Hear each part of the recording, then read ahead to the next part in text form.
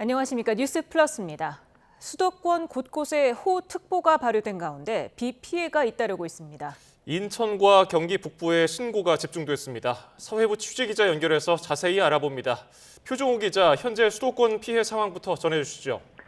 네, 인천과 경기 북부 지역의 호우경보는 호우주의보로 하향됐지만 피해 신고는 계속되고 있습니다. 인천 소방은 오늘 오후 3시를 기준으로 호우 피해 45건에 대해 안전조치를 완료했습니다. 인천 서구의 21건으로 가장 많은 피해가 접수됐고 중구가 5건으로 뒤를 이었습니다. 경기 북부 지역도 신고가 잇따랐는데요. 경기 북부경찰청은 오늘 오후 3시까지 모두 139건 비 피해 관련 112 신고를 접수했습니다. 나무가 쓰러지거나 신호등이 고장났다는 신고가 가장 많았습니다. 경기 남부 지역은 낮 12시를 기준으로 호우 관련 112 신고를 모두 65건 접수했습니다. 네, 피해 내용도 구체적으로 전해주시죠. 네, 먼저 인천은 오늘 새벽 6시 10분쯤 운서동에서 도로가 침수됐다는 신고가 접수됐습니다. 도로 위에 흙까지 쏟아졌고 소방이 출동해 배수 작업 등 안전 조치를 했습니다. 새벽 5시 반쯤 서구 검암동과 경서동, 미추홀구 숭이동에선 공동주택이 침수됐고 오류동 공장도 일부가 물에 잠겼습니다. 다음은 경기 북부 지역 상황을 알아보겠습니다. 오늘 새벽 5시 45분쯤 경기 고양시 대화동에서 지하차도에 있던 차량이 침수됐고 60대 남성 1명이 구조됐습니다. 내곡동에선 도로가 침수돼 소방이 배수 조치를 진행했습니다. 새벽 6시 50분쯤엔 경기 양주시 송추역 인근에서 부러진 나뭇가지가 도로를 막아 안전조치가 이뤄졌습니다. 새벽 1시 40분쯤엔 경기 연천군 초성리에서 승용차가 빗물에 잠겨 움직이지 못한다는 신고가 접수돼 경찰이 도로 배수관을 막는 토사물을 제거했습니다. 이런 가운데 하늘길과 뱃길도 호우의 영향을 받고 있는데요. 오후 3시 반 기준 항공편 81편이 폭우 등으로 지연되고 있습니다. 이 가운데 국내선이 72편, 국제선이 9편인 걸로 확인됐습니다. 또 전국 여객선 99개 항로 가운데 42개 항로가 통제되고 있는데 운항 예정이었던 149척 가운데 62척만 정상 운행되고 있습니다. 지금까지 사회부에서 전해드렸습니다. 수도권과 강원도에 호우특보가 내려지면서 중앙재난안전대책본부 1단계가 가동됐습니다. 행전안전부는 오늘 오후 2시 반부터 중대본 1단계를 발령하고 호우 피해를 최소화할 수 있도록 관계기관에 철저한 대응을 요청했습니다. 행안부는 과거 피해 지역이나 산사태 우려 지역, 하천 근처와 지하 공간 같은 취약 지역 관리를 강화하고 위험이 우려될 땐 출입을 통제하고 주민을 대피시켜달라고 강조했습니다. 지금 전국에서 가장 강한 비가 내리는 지역은 충청권입니다. 이 지역에는 밤사이 강한 비가 집중되겠는데 일부 지역에는 최대 180mm가 넘는 큰 비가 예고됐습니다. 현장에 나가 있는 취재기자를 연결합니다. 김기수 기자. 네, 충남 서천 장항파출소 앞에 나와 있습니다. 네, 지금 비가 많이 내리는 것 같은데요. 현장 상황 전해주시죠. 네, 이곳은 보시는 것처럼 강한 바람과 함께 굵은 빗줄기가 쏟아지고 있습니다. 비 때문에 눈을 제대로 뜨고 있기도 힘들 정도고 바람 탓에 제대로 서 있기도 쉽지 않은 상황입니다. 제 뒤로 보이는 것처럼 어선들도 항구에 정박해 있는 상황입니다. 이전 중계를 해드렸던 충남 홍성에서 이곳으로 올 때도 강한 비에 차가 제속도를 내지 못했고 차량 일부는 비상등을 켜고 달리기도 했습니다. 충남 전역과 대전, 세종에는 호우주의보가 발효됐습니다. 또 홍성과 서산 등 해안가를 중심으로는 강풍주의보가 함께 내려져 있습니다. 오늘 자정부터 지금까지 충남 보령 호도 41.5mm, 태안 근흥 39.5mm의 강수량을 기록하고 있습니다. 오후 5시 기준으로 충남 소방에 접수된 피해 신고는 모두 15건으로 대부분 나무 제거와 간판 흔들림 정도로 인명피해는 없는 것으로 파악됐습니다. 하지만 밤사이 큰 비가 예고되면서 충남 부여에선 잠시 뒤인 오후 6시 반부터 백제보 방류를 시작합니다. 이에 따라 피해 우려 지역 주민에게는 안전한 곳으로 대피해달라는 재난 문자가 발송되기도 했습니다. 충남 남부를 중심으론 밤사이 강한 비가 내리면서 총 강수량이 최대 180mm가 넘는 곳도 있겠는데요. 짧은 시간에 강한 비가 내리는 곳도 있어 하천변이나 지하차도 출입 자제, 축대 붕괴 등의 주의가 필요합니다. 지금까지 충남 서천에서 YTN 김규수입니다. 장마 시작과 함께 수도권에 폭우를 쏟아내더니 비구름이 전국을 뒤덮었습니다. 특히 충남과 전북에는 내일까지 180mm가 넘는 호우가 예상이 되고 시간당 70mm에 달하는 물 폭탄이 쏟아질 수 있어 우려됩니다. 네, 비가 집중되는 지역이 시시각각 변하고 있습니다. 이번에는 기상청 우진규 통보관을 연결해서 지금 기상 상황을 구체적으로 살펴보겠습니다. 우진규 통보관님 나와 계십니까? 네, 안녕하십니까. 우진규입니다. 예, 안녕하십니까. 이번 장맛비 예전보다 일찍 시작됐는데요. 지금 정체전선은 어느 지역에 영향을 주고 있습니까? 네, 이번 정체전선 저기압과 함께 연계가 되면서 비구름이 좀 복잡하게 나타나고는 있지만 주로 메인이 되는 정체전선은 지금부터 충청도를 중심으로 뚜렷하게 형성이 되는 모습을 보이고 있고요. 서울, 경기도에 영향을 주던 비구름대는 저기압의 이동과 함께 조금씩 약화되면서 동쪽으로 이동해 나가고 있는 모습입니다. 네, 지금 수도권은 예상 강수량이 오전에 예상됐던 것보다는 많이 줄었던데요. 그러면은 수도권은 한 곱이 넘겼다 이렇게 볼 수 있을까요? 네, 오늘 낮 동안 계속해서 강한 비를 뿌렸던 발달했던 비구름대들은 조금씩 저기압이 이동함과 동시에 약해지면서 동쪽으로 이동을 해 나가고 있는데요. 그렇지만 퇴근 시간에 몰리는 이 저녁 시간대까지는 수도권의 주로 경기 동부를 지역을 중심으로 해서 시간당 30mm 내의 비가 조금 더 내릴 가능성이 높기 때문에 일단 우선 이 지역은 조심을 하셔야 되겠고요. 오늘 밤부터 이 정체전선이 형성되는 충청도 그리고 이 정체전선이 앞으로 남하하면서 영향을 줄 것으로 예상되는 전라도와 경상도를 중심으로는 시간당 30에서 50mm가량의 매우 강한 비가 내릴 가능성이 높아 주의가 필요한 상황입니다. 예, 올해 장마는 시작부터 아주 무서워 보이는데요. 이게 장마 초입부터 호우를 쏟아붓고 있는 이유가 뭡니까? 네, 주로 우리가 여름철 장마의 시작 시기에 영향을 주는 기단은 남쪽에서 북상을 하는 북태평양 고기압에 동반되어 있는 고온다습한 공기에 의한 겁니다. 하지만 이번에는 북서쪽에서 찬 공기를 수반하고 있는 저기압까지 가세를 하면서 비구름대가 굉장히 강하게 발달하는 양상이 있어 이와 같이 첫 장마 시기에 내리는 비임에도 불구하고 매우 강한 비가 동반이 되고 있는 상태입니다. 네. 그렇다면은 오늘 밤에 가장 강해지는 시점 언제고 또 주의해야 할 지역은 어디입니까? 네, 지역적으로 조금씩 차이는 있지만 우선 오늘 밤부터 내일 새벽은 강원도와 충청권을 중심으로 약 30에서 50mm가량의 시간당 강우강도를 보이며 매우 강한 비가 내릴 가능성이 크고요. 전라권과 경상권을 중심으로는 내일 일개가 넘어가는 내일 새벽부터 오전 그리고 전라권과 경상권의 남쪽을 중심으로는 오후까지 시간당 30에서 50mm가량의 매우 강한 비가 예상이 되고 있습니다. 특히나 야간 시간, 취약 시간대인 이 밤부터 새벽 사이에 강한 비가 집중되는 만큼 이에 대한 대비가 필요한 상황입니다. 예, 이번 비는 예상되는 비의 양도 많지만은 짧은 시간에 집중되는 비의 양이 많아서 걱정인데요. 일부 지역에는 시간당 30에서 많게는 70mm까지 쏟아질 수가 있다고 하는데 이 정도면 얼마나 위험한 겁니까?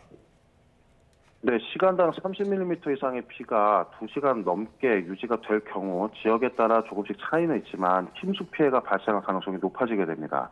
특히나 저희가 극한 호우 문자라고 하는 이 시간당 50mm 이상의 극한 호우가 발생할 가능성이 매우 높게 되는 수준이기 때문에 비로 인한 피해가 발생할 수 있는 그러한 많은 양이라고 보시면 되겠습니다. 네, 그런데 비도 비인데 바람도 강하게 부는 것 같습니다.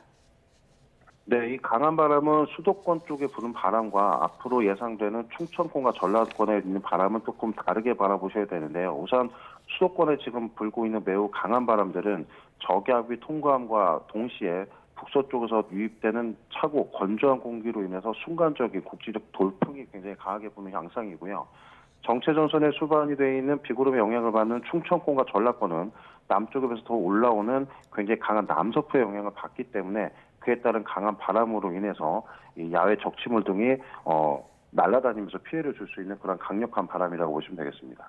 예, 최근에 기상청에서 극한호우가 내리는 지역에 호우 긴급 재난 문자를 발송하고 있는데요. 올해 이 재난 문자가 전국으로 확대가 됐습니다. 이게 어떤 문자이고 또 이게 어떤 상황에서 받게 되며 이 문자를 받으면 어떻게 대처하는 게 좋은지도 설명을 해주실까요?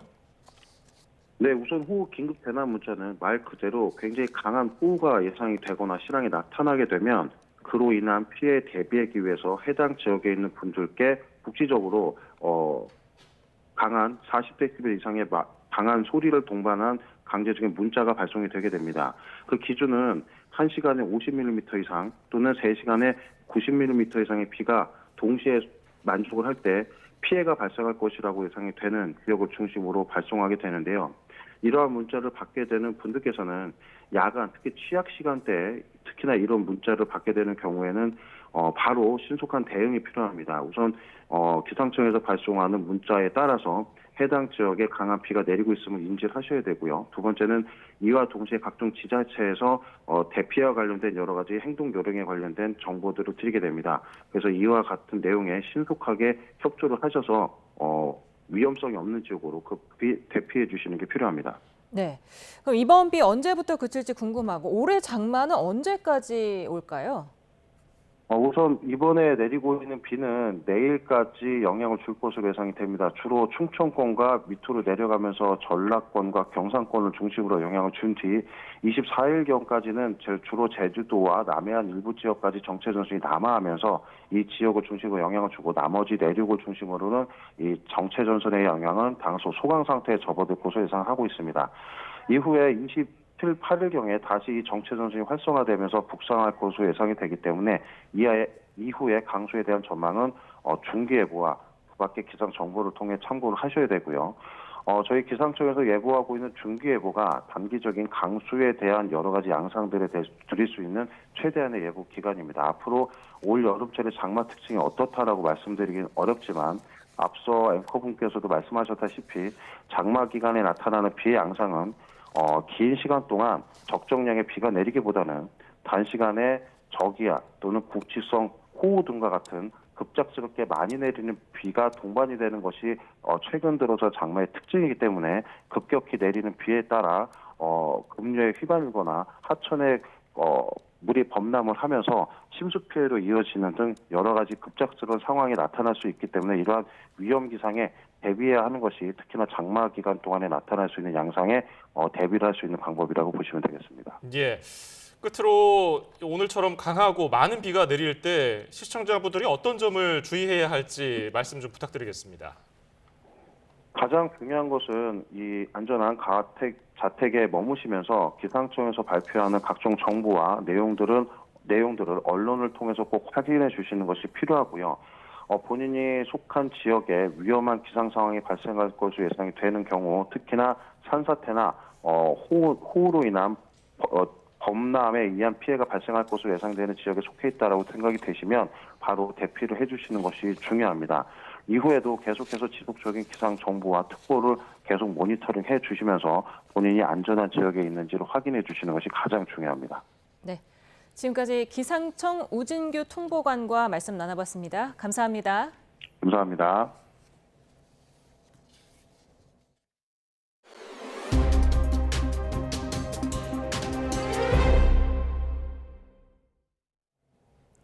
정부가 어제 30조 5천억 원 규모의 추경 예산안을 국무회의에서 의결했지만 여야 간 협의는 좀처럼 진전을 보이지 않고 있습니다. 국민의힘이 이번 추경을 국민을 상대로 한 실험이라면서 비판하자 민주당은 내란으로 경제를 망친 정당의 망언이라고 맞받으며 충돌했습니다. 국회 취재기자 연결합니다. 황보혜경 기자. 네, 국회입니다. 네, 추경안 심사를 위한 여야 협상 어떻게 진행되고 있습니까? 여야는 정부 추경안 처리를 위한 국회 본회의 일정과 상임위원장 재배분 등을 놓고 여전히 평행선을 달리고 있습니다. 민주당은 다음 주 월요일 추경안이 국회에 제출될 걸로 보이는 만큼 본회의를 신속히 열어야 한다는 입장입니다. 공석인 국회 예결위원장을 선출한 뒤 즉시 심사에 돌입해 6월 임시국회 종료일인 다음 달 4일까지 본회의 의결을 마치겠다는 계획입니다. 김병기 원내대표는 최고위원 회의에서 발목 잡기에 낭비할 시간이 없다며 추경안 처리를 위한 야당의 협력을 거듭 촉구했습니다. 직접 들어보시겠습니다. 당장 추경안을 처리해야 하고 노동자, 농민, 취약계층을 위한 수많은 민생 법안이 국회에 산적해 있습니다. 국가적 위기 극복을 위해 국회를 신속히 가동해야 합니다. 국민의힘은 예결위원장과 법사위원장 자리를 요구하며 원구성 협상을 전제 조건으로 내걸고 있습니다. 국민의힘 송원석 원내대표는 오늘 원내대책회의에서 취임 2주 만에 내놓은 졸속 포퓰리즘 추경이라며 물가 자극과 국가 채무 증가 우려가 크다고 지적했습니다. 또 대통령 당선 축하 파티 열듯이 돈을 마구 뿌리는 정치 추경이라고 지적했는데요. 직접 들어보시겠습니다. 전체 추경의 절반에 달하는 예산이 포퓰리즘적 현금 살포에 투입되는 것입니다. 이번 추경안은 한마디로 사이비 호텔 경제학의 대국민 실험장으로 보고 있습니다. 이에 대해 민주당은 내란으로 나라 경제를 망친 국민의힘이 민생 회복의 마중물로 삼기 위한 추경에까지 저주를 퍼붓는다며 맹비난했습니다. 조속한 추경 처리를 위해선 야당 협조가 필요한 상황인데 오는 22일 이재명 대통령과 여야 지도부 오찬 회동에서 대통령이 직접 이와 관련한 언급을 할 가능성도 있습니다. 예, 이런 가운데 이종석 국정원장 후보자에 대한 인사청문 경과 보고서 채택 불발됐죠? 네, 비교적 무난한 처리가 예상됐던 이종석 국가정보원장 후보자의 인사청문 경과 보고서 채택이 무산됐습니다. 국회 정보위원회 전체 회의가 열리기 전 돌연 취소됐기 때문입니다. 정보위 야당 간사인 국민의힘 이성권 의원은 후보자의 대북관과 안보관 등에 대한 의혹이 완전히 해소되지 않았다며 이유를 설명했습니다. 민주당은 여야가 보고서를 채택하기로 잠정 합의한 상황에서 야당이 갑자기 말을 바꿨다며 인사를 정쟁 도구로 삼는다고 맹비난했습니다. 국민의힘 정보위원들도 입장문을 내고 여야가 인사청문회 경과보고서 채택에 합의한 적이 없다고 반박하며 국가 안보를 책임질 인사로 적합한지 숙고하는 건 당연하다고 맞받았습니다. 네, 다음 주 김민석 국무총리 후보자 인사청문회를 앞둔 여야 분위기도 살펴볼까요? 네, 국민의힘은 김민석 후보자가 최근 5년 동안 수입보다 지출이 많은 점을 지적하며 재산 형성 과정과 가족 관련 공세에 나섰습니다. 긴급 의원총회에 이어 규탄 대회까지 열며 당의 화력을 집중했습니다. 국회 인사청문특위위원인 국민의힘 주진우 의원은 자신의 SNS에 김 후보자가 경조사와 출판기념회로 번 수입이 있었다고 해명한 것과 관련해 최소 현금 6억 원을 재산신고해서 누락했다고 주장했습니다. 다음 주 청문회에서 전 배우자 증인 채택을 놓고도 여야 협의가 난항을 겪고 있는데 청문회는 예정대로 열어 의혹을 검증하겠다는 방침입니다. 김용대 비상대책위원장은 서울 서초구 대한변호사협회 방문 뒤 기자들과 만나 이재명 대통령이 국민 우려를 제대로 파악하지 못하는 것 같다며 거듭 지명 철회를 촉구했습니다. 민주당은 야당이 아니면 말고식으로 온갖 의혹을 띄우고 있다며 전격 방어에 나섰습니다. 문진석 원내수석부 대표는 라디오 방송에서 재산이 2억 원인 사람에게 재산 문제를 제기하는 건 과도한 정치적 주장이라고 지적했습니다. 또 전 부인까지 청문회장에 부르겠다는 것도 인간적으로 지나치다면서 인사청문회법 개정이 필요하다고 밝혔습니다. 자질과 능력은 공개하고 도덕성 검증은 비공개로 하자는 게 이 청문회법 개정의 핵심인데 민주당은 법이 개정되더라도 이번 내각 인사들은 적용 대상이 아니라고 선을 그었습니다. 동시에 김 후보자 검증을 주도하는 국민의힘 주진우 의원의 재산 축적 과정도 파헤쳐보겠다며 역공에 나섰습니다. 이에 대해 국민의힘은 도덕성 검증을 피하고 부적격 후보자를 밀어넣기 위한 부실 인사 방탄 입법이라며 반발하면서 김 후보자를 둘러싼 여야 공방은 당분간 이어질 전망입니다. 지금까지 국회에서 전해드렸습니다. 이재명 대통령이 통일부와 행정안전부 등 4개 부처 차관급 5명의 인선을 발표했습니다. 지난 10일 이후 열흘 만에 추가로 차관 인사를 단행한 겁니다. 취재기자 연결합니다. 정인용 기자. 네, 용산 대통령실입니다. 네, 새 정부 추가 인선 소식 전해주시죠. 네, 통일부와 행정안전부, 농림축산식품부와 해양수산부 차관급들이 임명됐습니다. 이 대통령은 우선 통일부 차관으로 김남중 전 통일부 남북회담본부 상근회담 대표를 낙점했습니다. 대통령실 광유정 대변인은 서면 브리핑에서 김 차관이 통일부에서 약 30여 년간 근무했고 조직 내 신망이 두텁다고 밝혔습니다. 특히 김 차관이 남북 교류 협력과 정상회담을 조율했다는 점을 언급하며 한반도 평화체제 구축의 역할을 기대했습니다. 행안부 차관에는 김민재 행안부 차관보가 중용됐습니다. 김 차관은 행안부 기획조정실장을 역임한 정책통이고 강원도 기조실장 등을 거쳐 지방행정 이해도도 높다는 점이 발탁 배경으로 꼽혔습니다. 농식품부 차관은 강영석 농식품부 농업혁신정책실장이, 해수부 차관에는 김성범 해수부 해양정책실장이 각각 기용됐습니다. 역시 차관급인 행안부 재난안전관리본부장에는 김광용 행안부 대변인이 뽑혔습니다. 대통령실은 김 본부장이 행안부 재난대응 정책관 등을 지내면서 재난대응 역량을 축적했다며 국민안전과 생명을 지키는 적임자라고 평가했습니다.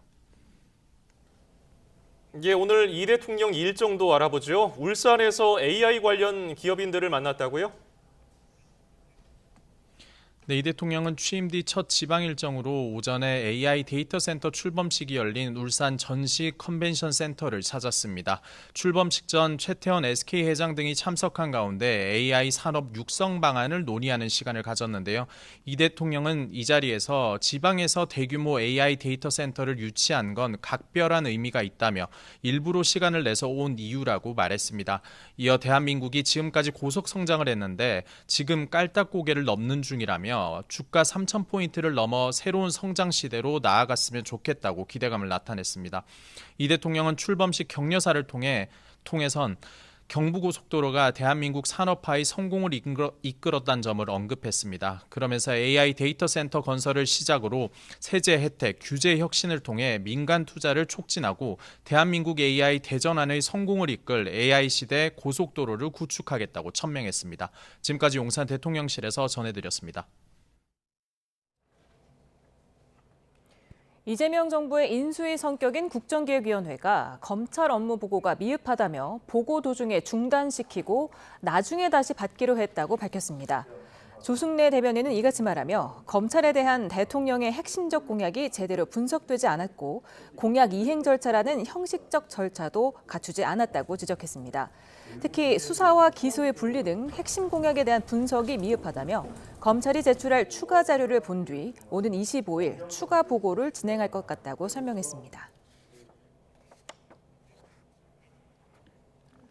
국정기획위는 방송통신위원회 업무보고에서 이진숙 방통위원장 등 전 정부 체제에서 꾸려진 지도부를 질타하다 보고를 도중에 중단시키기도 했습니다. 김현 위원은 방송상법 개정, TV 수신료 통합 징수에 줄곧 반대 의견을 내온 방통위를 겨냥해서 지난 정권의 나팔수 아니었느냐고 쏘아붙였습니다. 비공개 보고에서는 위원들이 지난 정권 1인, 2인 체제에서 벌어진 방통위 의결 사항을 둘러싼 질타가 이어졌는데 질의응답 과정에서 분위기가 악화하며 약 1시간 반 만에 보고가 중단되기도 했습니다. 임명 엿새 만에 수사를 개시한 내란 특검, 특검보 진용도 갖췄습니다. 가장 먼저 기소하고 추가 구속영장 발부를 요청했던 김용현 전 장관에 대한 신문기일은 다음 주 월요일로 잡혔는데 김 전 장관 측이 반발해서 기일 변경을 신청했습니다. 취재기자를 연결합니다. 김영수 기자. 네, 내란 특검 사무실이 들어서게 될 서울 고검에 나와 있습니다. 네, 먼저 내란 특검 상황부터 살펴보죠. 특검보가 진용을 완전히 꾸렸다고요? 네, 그렇습니다. 내란 특검의 경우 3대 특검 가운데 가장 많은 6명을 임명할 수 있습니다. 김형수, 박억수, 박지영, 박태호 변호사까지 4명은 차장검사나 부장검사를 지낼 때까지 검찰에 오래 몸담았던 인물들입니다. 명지대 교수인 이윤재 교수도 검사로 재직했었고요. 최상병 특검 후보로 추천되기도 했습니다. 특검보 구성 가운데 눈에 띄는 건 경찰 총경 출신인 장우성 변호사인데 조은석 특검은 수사 능력과 수사 관리 능력이 출중한 인물이라고 평가했습니다. 조 특검은 또 국방부에 군검사 3명을 포함한 수사 인력 13명의 파견을 요청하기도 했습니다. 예, 내란 특검이 가장 먼저 기소한 게 김용현 전 장관인데 신문 기일이 잡혔군요. 네, 내란 특검은 앞서 수사를 개시하는 동시에 김용현 전 장관을 증거인멸 교사 등의 혐의로 추가 기소했고요. 오늘 사건이 형사 34부로 배당됐습니다. 이어서 오는 23일 다음 주 월요일로 신문기일이 잡혔습니다. 앞서 특검이 김용현 전 장관의 구속영장 추가 발부와 사건 병합을 요청한 만큼 이날 관련 신문이 있을 걸로 전망됩니다. 그런데 김 전 장관 측이 재판부에 신문기일을 변경해달라는 신청을 했습니다. 오는 26일이 구속기한 만료라서 뒤로 미루겠다는 전략으로 보이는데 실제로 변경될지는 재판부 판단에 달려 있습니다. 네, 특검보 진용을 가장 먼저 꾸렸던 김건희 특검팀은 파견 검사들도 업무에 들어갔다고요? 네, 그렇습니다. 김건희 특검팀이 파견을 요청한 부장검사들이 오늘부터 임시 사무실에 출근해서 업무에 들어갔습니다. 파견 검사 명단에는 김건희 여사의 도이치모터스 주가 조작 사건과 공천 개입 사건을 수사하고 있는 검사들이 포함됐습니다. 민중기 특검은 오늘 추가로 검사 28명의 파견을 요청했다고 밝히기도 했습니다. 김건희 특검의 경우 파견 검사를 최대 40명까지 요청할 수 있는데 수사팀 진용을 상당 부분 갖춰가는 것으로 평가할 수 있습니다.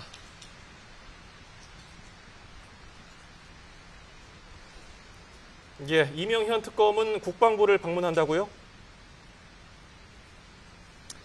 네, 그렇습니다. 조금 전에 서초동 사무실에서 국방부로 출발한 게 확인됐습니다. 국방부 차관을 면담하는 자리로 파악됐습니다. 이명현 특검이 기관을 방문하는 건 이번이 처음인데 인력 파견 관련한 논의가 있을 걸로 예상됩니다. 최상병 특검의 경우 아직 특검보 임명이 되지 않은 상황인데 오늘 내일 중에는 결정될 가능성이 커 보입니다. 지금까지 서울 고검에서 전해드렸습니다. 네, 방금 들어온 소식 전해드리도록 하겠습니다. 서울, 인천 지금 호우주부가 해제됐고요. 인천대교 도로에 대형 컨테이너가 떨어졌다는 소식이 들어왔습니다. 지금 현장 차선이 통제되고 있는 상황입니다. 인천공항에서 송도 방면 2개 차로가 지금 막혀 있고요. 이 일대 정체가 극심한 상황입니다. 예, 지금 화면에 보이시는 것처럼 대형 화물차에서 컨테이너가 떨어져 있는 상황입니다. 이로 인해서 현재 이 사고 처리를 위해 1시간 넘게 조치가 이루어지고 있고요. 다시 한번 전해드리면은 이 지금 보고 계신 지역은 인천대교 도로입니다. 대형 컨테이너가 도로로 떨어진 상황이라 일부 차선 인천공항에서 송도 방면 2개 차로가 막혀 있는 상황입니다. 3차선 쪽으로는 차들이 비켜서 우회하는 모습인데요. 정체가 극심한 상황이고요. 1시간 넘게 조치가 이어지고 있습니다. 관련 소식은 이어지는 대로 이어지는 소식이 들어오면 저희가 다시 전해드리겠습니다. 네, 이슈플러스 오늘의 전국 상황 짚어봅니다. 김지호 더불어민주당 대변인, 이준우 국민의힘 대변인과 짚어보도록 하겠습니다. 어서 오세요. 네, 맞습니다. 안녕하세요. 네, 정부가 어제 30조 5천억 원 규모의 2차 추경안을 발표했습니다. 여야 반응 온도차가 있었는데요. 그 목소리 먼저 듣고 얘기 나눠보겠습니다. 당장 추경안을 처리해야 하고 노동자, 농민, 취약계층을 위한 수많은 민생 법안이 국회에 산적해 있습니다. 국가적 위기 극복을 위해 국회를 신속히 가동해야 합니다. 전체 추경의 절반에 달하는 예산이 포퓰리즘적 현금 살포에 투입되는 것입니다. 이번 추경안은 한마디로 사이비 호텔 경제학의 대국민 실험장으로 보고 있습니다. 네, 지금 국민의힘에서는 대국민에 대한 실험이다 이렇게 비판을 하고 있고 민주당은 지금 내란으로 경제를 망친 정당이 망언을 일삼는다 이렇게 지금 대치하고 있네요.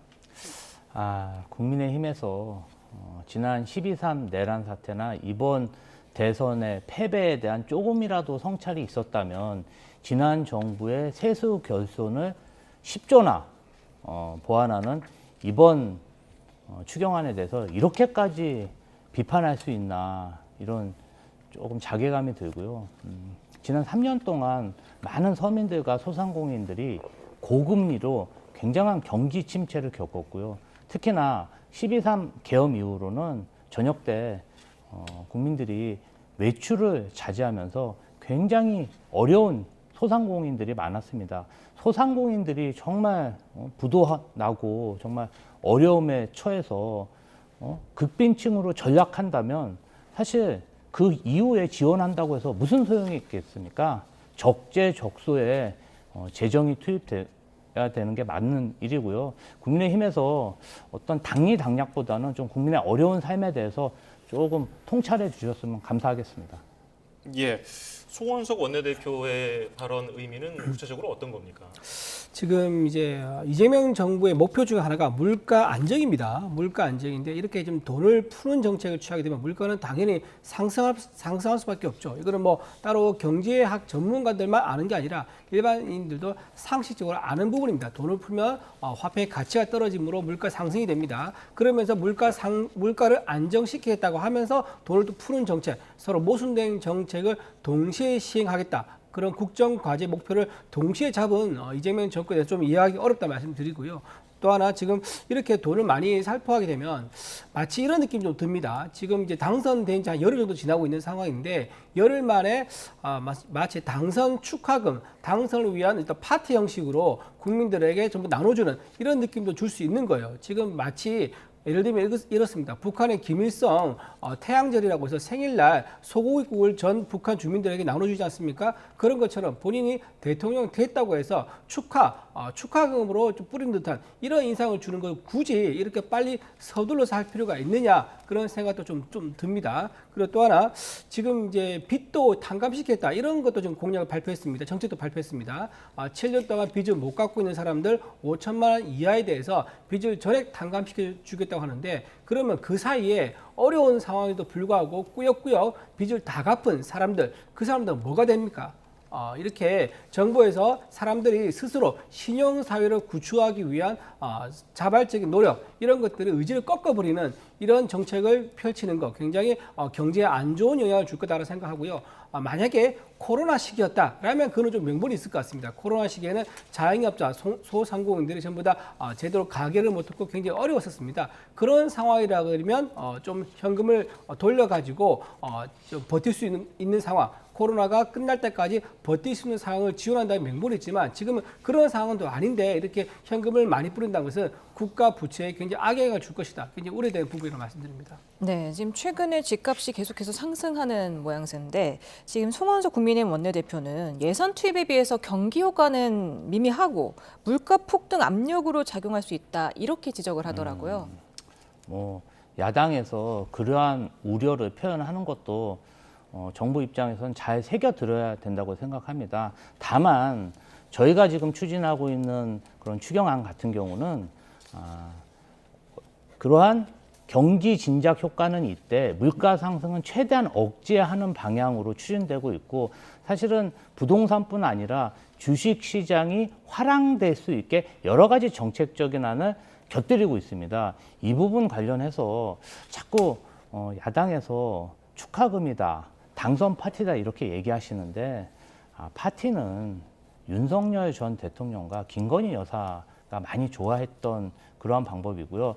이 이재명 정부에서는 정말 돈을 아끼려고 용산 대통령실도 그대로 이용하고 있고 한남동 관저까지 이용하고 있습니다. 굉장히 절약해서 국민의 삶을 개선하기 위해서 정말 노력하고 있는데 어떻게 이렇게 국민들에 대해서 좀 매섭고 뭐라 그럴까요? 좀 냉정하게 이렇게 입장을 내는지 저희 입장으로서는 조금 국민의힘에서 좀 전향적인 그런 모습을 보여줬으면 좋겠습니다. 네, 지금 말씀하신 113만 명 16조 원 빚 탕감 소식에 밤낮 없이 일을 해서 빚을 갚았더니 갚은 사람만 바보가 됐다 하면서 허탈해하는 사람들도 계시고 도덕적 해이에 대한 우려도 나오는데 그 부분은 어떻게 보십니까? 굉장히 저는 이게 나쁜 프레임 공격이라고 생각합니다. 이 110만 명에 달하는 그분들이 돈을 못 갚아서 거의 사채 추심을 받다 보니까 어떤 분은 주민등록도 말소되고 정말 대한민국 국민으로서 유령처럼 살아가시는 분들이 많습니다. 지금 그 원금이 100이라면 5% 정도로 금융기관이 그런 채권 추심업체에 넘기고 있는데요. 그런 멍해 때문에 국민들이 정말 대한민국 국민으로서 살아갈 수 없다면 이것도 정부에서 어떤 회생 방안을 만드는 게 저는 맞다고 보고요. 정부 예산 4천억 들여서 16조 원의 악성 채무를 탕감하고 100만 명 이상에게 새로운 인생을 준다면 대한민국 정부가 해야 될 일이 아닌가요? 왜 기업에 지원하면 투자고 서민에게 지원하면 낭비라고 생각하는지 국민의힘도 이번 대선, 총선 다 지셨는데 조금 성찰하셨으면 좋겠습니다. 예, 반론하신다면요. 예, 정부가 인간의 모든 것을 다 알 수 있다. 이런 오만함이 결국 오판을 가져옵니다. 경제를 오히려 병들게 만듭니다. 지금 가지고 있는 생각은 이제 113만 명에게 기회를 주는 거다라고 말씀하시는데요. 지금 이렇게 선례가 만들어지면요. 앞으로 많은 사람들이 5천만 원은 안 갚아도 되는구나. 정권 바뀌면 이거는 그냥 내 돈이 되는 거야. 라고 생각을 하면서 아예 계획을 세우려 할 겁니다. 그러면 그 다음에 빚 탕감할 때는 113만 명이 아니라 1130만 명의 빚을 탕감해주는 그런 일이 생길 수가 있는 겁니다. 사람들이 스스로 일할 수 있는 의욕을 고취시키고 일자리를 만들어주고 기업이 일할 수 있는 여건을 만들어줘가지고 일자리 늘리는 방식으로 해서 빚을 줄이려고 해야지 이런 식으로 일시에 현금을 나눠주면서 빚을 줄이는 이런 방식으로 가게 되면 청년들에게 일할 의욕이 없고 빚을 갚은 사람들에게 굉장히 씻을 수 없는 모욕감과 상처를 줄 것이다. 그래서 이거 경제에 굉장히 안 좋은 영향을 줄 것이다라고 말씀도 드리고요. 그리고 아까 말씀하신 것 중에 최대한 돈을 풀면서 경제를 물가 상승을 억제시키기 위해서 노력할 거라고 그러는데 이거는 처음부터 애당초 불가능한 목표입니다. 따뜻한 아이스 아메리카노를 최대한 만들어 보겠다라고 하면 그게 말이 됩니까? 처음부터 애시당초 양립할 수 없는 그런 주장을 하고 있다는 거, 목표를 세우고 있다는 게 굉장히 안타깝다 말씀을 드리고요. 저는 재정 순수라는 것을 좀 정부가 생각했으면 좋겠습니다. 지난번에 이재명 대통령이 경기도지사 시절에 경기도에 돈을 뿌린 적이 있습니다. 그 이후에 한국은행에서 경제 효과가 얼마나 있었는지 조사한 적이 있습니다. 그걸 재정 승수라고 그러는데요. 100을 정부에서 뿌렸을 경우에 경제 활성화가 100이 되면 그건 1입니다. 그런데 이번에 조사를 해보니까 재정 승수가 0.2가 나온 거예요. 즉 100을 뿌리면 20%밖에 경제 활성화 효과가 없다는 게 지난번에 한번 입증이 됐었습니다. 그럼에도 불구하고 또다시 이렇게 돈을 뿌려서 경제 활성화 시키겠다? 저는 차라리 그 돈이면요. 핀포인트 투자를 한 게 맞다고 생각합니다. AI라든가 빅데이터에 투자해가지고 일자리를 만들어서 자생력 가지면서 사람들이 소득 생활할 수 있도록 빚을 탕감할 수 있도록 빚을 갚아갈 수 있도록 그런 식으로 하는 게 더 맞은 정책이라고 생각합니다. 예. 자, 이제 이번 주 일요일이면은 대통령 관저에서 여야 지도부가 만납니다. 이때 야당에서는 추경안 관련 얘기를 당연히 할 것으로 보이는데요. 어떻게 전망하세요? 그럼요. 정부에서 추경안을 제안했기 때문에 또 일요일 날 만나게 되면 어쩔 수 없이 추경안에 대해서 논의할 수뿐이 없습니다. 이재명 대통령 또 대통령실에서는 야당이 이 추경안에 대해서 다양한 의견을 낼 수 있는 그 시점에 여야 간의 어떤 만찬을 추진한 거고요. 이런 거칠애적인 그런 만남이 아니라 실제로 야당과 소통하고 협치하기 위해서 최대한 노력하고 있는 그런 의지를 보여주고 있다고 생각합니다. 네. 김용태 비대위원장이 모레 이 회동에서 김민석 국무총리 후보자 관련 의혹에 대한 입장을 전달하겠다 이렇게 밝혔는데요. 네, 지금 김민석 후보 관련해서는 파도 돈 관련 의혹이 나온다 해서 파파돈이라는 얘기 나올 정도인데요. 지금 김민석 후보 이렇게 의혹이 많으신 분이 아빠 찬스, 그다음 부동산 의혹, 전 부인의 교육비 의혹, 현 부인의 빵집 의혹 이렇게 의혹이 많이 나오신 분이 만약에 국무총리가 돼서 각 부처를 통할하는 그런 위치에서 지휘를 한다. 그러면 과연 부처 공무원들이 그 국무총리의 지휘를 제대로 따르겠느냐. 또한 국무총리 산하에 감찰 조직이 또 있습니다. 그 국무총리 산하 감찰 조직에 감찰 나왔을 경우에 그 행정부 공무원이 과연 감찰 공무원들의 지시를 따르겠습니까? 너네 상사 먼저 감찰해야 되는 거 아니냐라고 하면 영이 서지 않을 겁니다. 자, 이런 상황이기 때문에 김민석 국무총리는 본인 의혹 먼저 해결해야 된다. 그리고 지금 본인 관련 의혹 같은 경우는 굉장히 심각한 경우가 있습니다. 사법 처리가 될 수도 있는 수사의 대상이 될 수 있는 그런 사안들도 있기 때문에 본인 신변 정리, 해명 먼저 여기에 집중하는 것이 옳다 생각이 들고요. 지금 마치 국무총리가 다 된 것처럼 각 부처 업무 보고를 받고 산불 조심 관련돼 가지고 지방에 내려가고 하는 그런 행위라는 것은 자칫 국민들을 보기에는 국무총리를 사칭하고 있는 거 아니냐, 그런 오해도 살 수 있습니다. 자주 가시는 게 맞다고 생각되고요.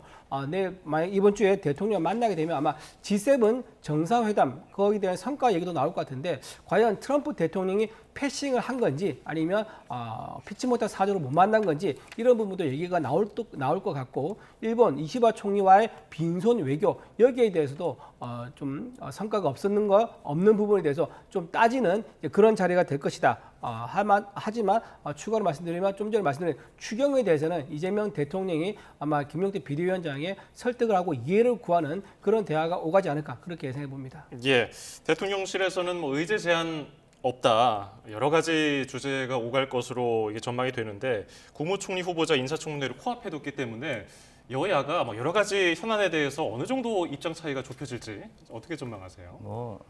지금 국민의힘 야당의 입장을 보면은 국무총리 인준안뿐 아니라 추경 여러 가지 현안에 대해서 굉장히 성토를 하실 것 같습니다.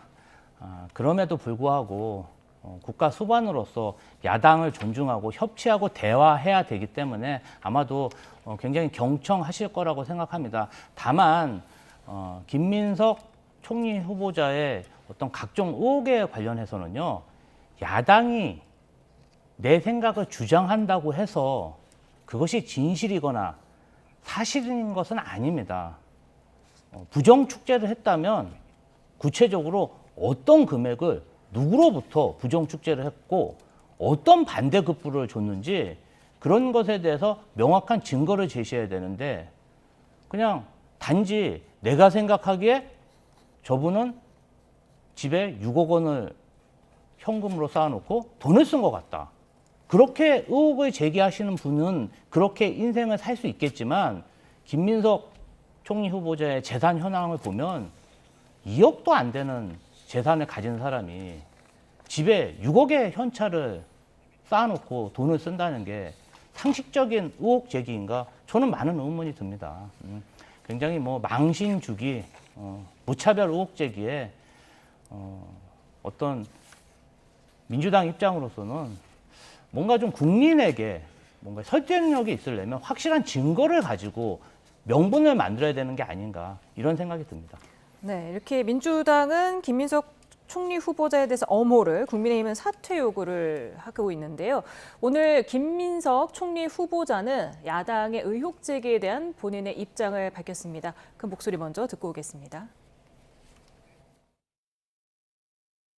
제가 하다 보니 그 기간 동안에 경사도 있었고 결혼도 있었고 또 조사도 있었고 출판 기념회도 2번 있었고 그러면 대충 그 생각하실 수 있는 국회의원들이 그런 경우를 했을 때 하는 통상적인 액수가 있지 않습니까?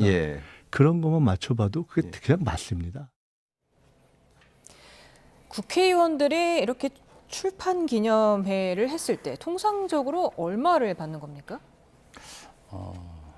사람에 따라서 굉장히 저는 편차가 크다고 생각합니다. 김민석 후보자 같이 굉장히 유명하고 스타 정치인 같은 경우는 출판 기념회나 경조사에서 약간의 금액을 더 거둘 수 있다고 생각합니다. 또 김민석 후보자가 여러 강연도 했고 또 배우자도 여러 경제 활동을 했기 때문에 한두 달 사이에 몇 억의 돈을 모은 게 아니라 5년이라는 긴 기간 동안 그러한 일이 있어서 충분히 그럴 만하다고도 생각합니다. 단순히 의혹 제기로 없는 범죄가 사실이 되지는 않습니다. 의혹 제기를 하실 때도 확실한 증거를 가지고 좀 제기를 해주셨으면 좋겠다, 이런 생각이 듭니다. 예, 주진우 의원이 앞서서 또 이런 주장을 한 겁니다. 대변인님 말씀해 주셨지만은 최소 현금 6억 원을 집안에 쌓아두고 재산 신고를 누락한 것으로 보고 있다. 자진 사퇴하라. 어떻게 봐야 됩니까? 6억이라는 얘기는요, 이제 김민석 후보의 소득은 5억입니다. 5억 1천만 원인데 5억이라 보고요. 나간 돈은 13억입니다. 그러면 차익이 8억이지 않습니까? 8억인데 이 8억이 어디서 났느냐, 이게 핵심인 거고요. 그 중에서 김민석 후보는 2억은 이제 자녀 아들이 있는데 아들이 국제고등학교와 이제 미국에서 공부한 대학 다니는 거 이걸 얘기하는데 그 아들은 전적으로 전 부인이 교육비를 부담했다라고 하면서 2억은 빠지는 거예요. 그래서 6억이다라고 얘기를 하고 있는 겁니다. 어쨌든 전 부인한테 실제로 전 부인이 전부 다 아들 교육비를 다 부담했는지 그건 또 확인이 필요한 부분입니다. 자, 그런데 여기서 의혹이 이제 시작됩니다. 방금 이제 김민석 후보가 직접 얘기했지만 결혼을 해서 이게 본인이 재혼입니다. 결혼을 해가지고 축의금을 받았다 그러는데요. 자, 만약에 5만 원씩 축의금을 받았다 해도 2천 명이 오면은 1억입니다. 근데 결혼식 하객으로 2천 명이 올 수가 있습니까? 저는 좀 이게 의문이다라는 생각이 또 들고요. 또 하나 말씀드리면 빙부상, 방금 조의금을 얘기하는데 빙부상, 현재 부인의 이제 아버지가 되겠죠. 장인어른이 이제 상을 당하셨습니다. 그때 의원 시절이었습니다. 의원은요, 김영란법 적용을 받아서 경조사비가 5만 원으로 제한이 됩니다. 자, 그러면 얼마나 받을 수 있습니까? 의원들 다 온다 해봤자 그 계산은 뻔합니다. 몇백만 원 수준, 말해봤자 몇천만 원 수준밖에 되지 않을 겁니다. 자, 그리고 또 출판 기념일 얘기를 하는데요. 출판 기념일 2번 있었다 그러는데 통상적으로 제가 국회에서 보작은 한 18년 정도 했습니다. 통상적으로 출판 기념하면 의원들이 10만 원을 봉투에 넣어줍니다. 그리고 실제 가져온 책은 한두 권 정도 가져와요. 그 나머지는 보태 써라. 이제 이런 의미로 주는 건데, 자, 국회의원 300명이 10만 원을 주면요. 얼마 줄 아세요? 300만 원 정도밖에 되지 않습니다. 자, 그렇게 되는데 어떻게 이 많은 8억이란 6억이라는 돈이 현금이 만들어질 수가 있는지 도저히 설명이 안 되지 않습니까? 그러니까 계속 나오는 얘기가 혹시 현 부인이 빵집을 차렸다 그러는데 그 빵집이 무슨 다른 어떤 용도로 쓰인 거 아니야? 이런 얘기가 나오는 거고요. 또 빵집 또한 최소한 창업하려면 빵 기계 또는 이제 커피 머신 이거 몇 천만 원 합니다. 그런 거 다 포함하면 1억이 넘는 창업 비용이 듭니다. 1억 넘는 창업 비용이 어디서 나왔느냐? 그리고 본인이 제빵 기술 자격증을 땄던데 제빵 기술 자격증 따는데 최소 2천만 원이 듭니다. 그러면 그것만 해도 1억 2천입니다. 1억 2천의 빵 창업 비용은 어디서 왔느냐? 이런 얘기가 계속 끊임없이 나오는 거예요. 그런데 여기서 또 오늘 또 보도가 됐죠. 오피스텔은 지난번에 자기한테 후원해 주신 강신성 씨라는 분으로부터 2년간 무상으로 이용한 것처럼 지금 보입니다. 만약에 임대료를 냈다면 임대료를 낸 증명을 하면 되죠. 하지만 임대료를 안 낸 걸로 추정된다 그러면 이것도 굉장히 불법 정치자금 위반이 되는 겁니다. 이런 식으로 오피스텔, 부동산도 의혹이 있고요. 또 본인이 생활비 8억 정도 비는 거 이것도 의혹이 있다 보니까 나온 얘기가 이렇게 스폰서를 받는 정치인인 것 같은데 그런 분이 어떻게 국무총리가 될 수 있느냐. 그래서 이 의혹이 나오는 거고 청문회 때 이와 관련된 증인들 전 부인이라든가 현 부인, 빵집 관련된 현 부인이라든가 그리고 지난번에 후원회 하셨던 분들 이런 분들까지 불러가지고 과연 돈을 빌린 게 맞느냐, 아이 학비 대중이 맞느냐, 빵은 무슨 비용으로 작업했느냐 이런 것을 확인해야지 돈의 출처가 명백해지고 클리어진다. 그 말씀 드리는 겁니다. 네. 의원 1인당 10만 원에 300명이면 3천만 원. 3천만 원이죠. 3천만 원. 네. 죄송합니다. 예. 네, 정정하고요. 네. 지금 주진우 의원이 지금 김민석 후보자가 경조사와 출판기념회를 통해서 수억 원대 현금을 받고 재산 등록에 반영하지 않은 건 공직자윤리법 그리고 공직선거법 위반이다. 공직자윤리법을 6차례, 공직선거법을 2차례 위반했다 이렇게 밝혔는데요. 그 역시도 주진우 의원이 판사가 아니기 때문에 법적으로 따져봐야 될 문제라고 생각하고요. 수억 원의 돈이 한두 달 사이에 집행된 게 아니라 5년 동안 이러한 일이 있었고 대부분은 정부에 추징금을 내기 위해서 사용된 걸로 알고 있습니다. 김민석 후보자의 재산 상황 사태가 서울의 지역구를 가진 국회의원에도 불구하고 2억에 불과한데 무슨 부정축제를 했다고 저런 의혹 제기를 하는지 모르겠고요. 의혹을 제기한 주진우 의원 같은 경우는 미성년 자제가 7억 8천만 원 정도의 현금성 예금을 가지고 있는 것으로 알고 있습니다. 합법적으로 증여세를 냈다고 하지만 그 증여세도 수억에 달할 텐데요. 그 증여세는 그러면 어떻게 조달했는지, 증여세에 대한 만약에 누구에게 증여를 받았다면 그 증여세한 증여액은 또 납부했는지 이것도 먼저 밝히고 이런 의혹을 제기해야 되지 않을까 이런 생각이 듭니다. 예. 제가 좀 반론 좀 드리고 싶은데요. 주진우 의원은 인사청문회 위원입니다. 인사청문회 대상은 김민석 후보지요. 인사청문하는 의원에 대해서 공격을 하는 거는 여야뿐만 아니라 공격 대상과 이제 방어할 대상이 뒤바뀐 아주 좀 좋지 않은 방법이라 말씀드리고, 또 주진우 의원 관련된 아들은요. 정당하게 법 절차에 따라 가지고 증여를 하고 증여세를 내고 그 증여세에 증여세까지 낸 그런 합법적인 절차라는 걸 말씀을 드립니다. 김민석 후보는 완전히 다르죠. 법을 어겨서 스폰을 받고 있다는 의혹을 받고 있는 분이기 때문에 정당하게 모든 세금을 내서 재산을 증여한 아들은, 주진우의 아들은 아무 관련이 없는 사안이다. 이것을 오히려 물타기 하다가는 국민들한테 더 역풍을 받을 수 있다고 말씀드립니다. 저도 하나 반론하면요. 주진우 의원이 청문위원이기 이전에 국회의원이자 세비를 받는 국회의원입니다. 그러면 공직자로서 자제분이 20살 미성년자뿐이 안 됐는데 7억 8천만 원의 현금성 예금을 증여받았고 증여세를 수억 원 냈다면 이 증여세를 어떻게 마련했는지 이것도 밝혀야 되지 않겠습니까? 그리고 주진우 의원 같은 경우는요, 그 공직자가 쓰는 국회의원회관 이것도 자의적으로 인테리어도 하셨습니다. 어떤 공공기관의 어떤 공유지를 자신의 기호에 따라서 인테리어, 풀 인테리어 한 부분, 이 부분도 전기안전법이나 소방법 관련해서 접촉 여부가 있는지 한번 따져봐야 될 것 같습니다. 예. 그리고 김민석 후보자는 본인에게 1,000만 원씩 빌려준 이들이 합동 기자회견을 하자는 것을 자신이 말리고 있다. 그러면서 그들은 잘못한 게 없다고 얘기를 했어요. 말리면 안 되죠. 그분들이 와서 김민석 후보 관련된 의혹을 풀어주겠다는데 굉장히 환영이 될 일 아닙니까? 왜 말립니까?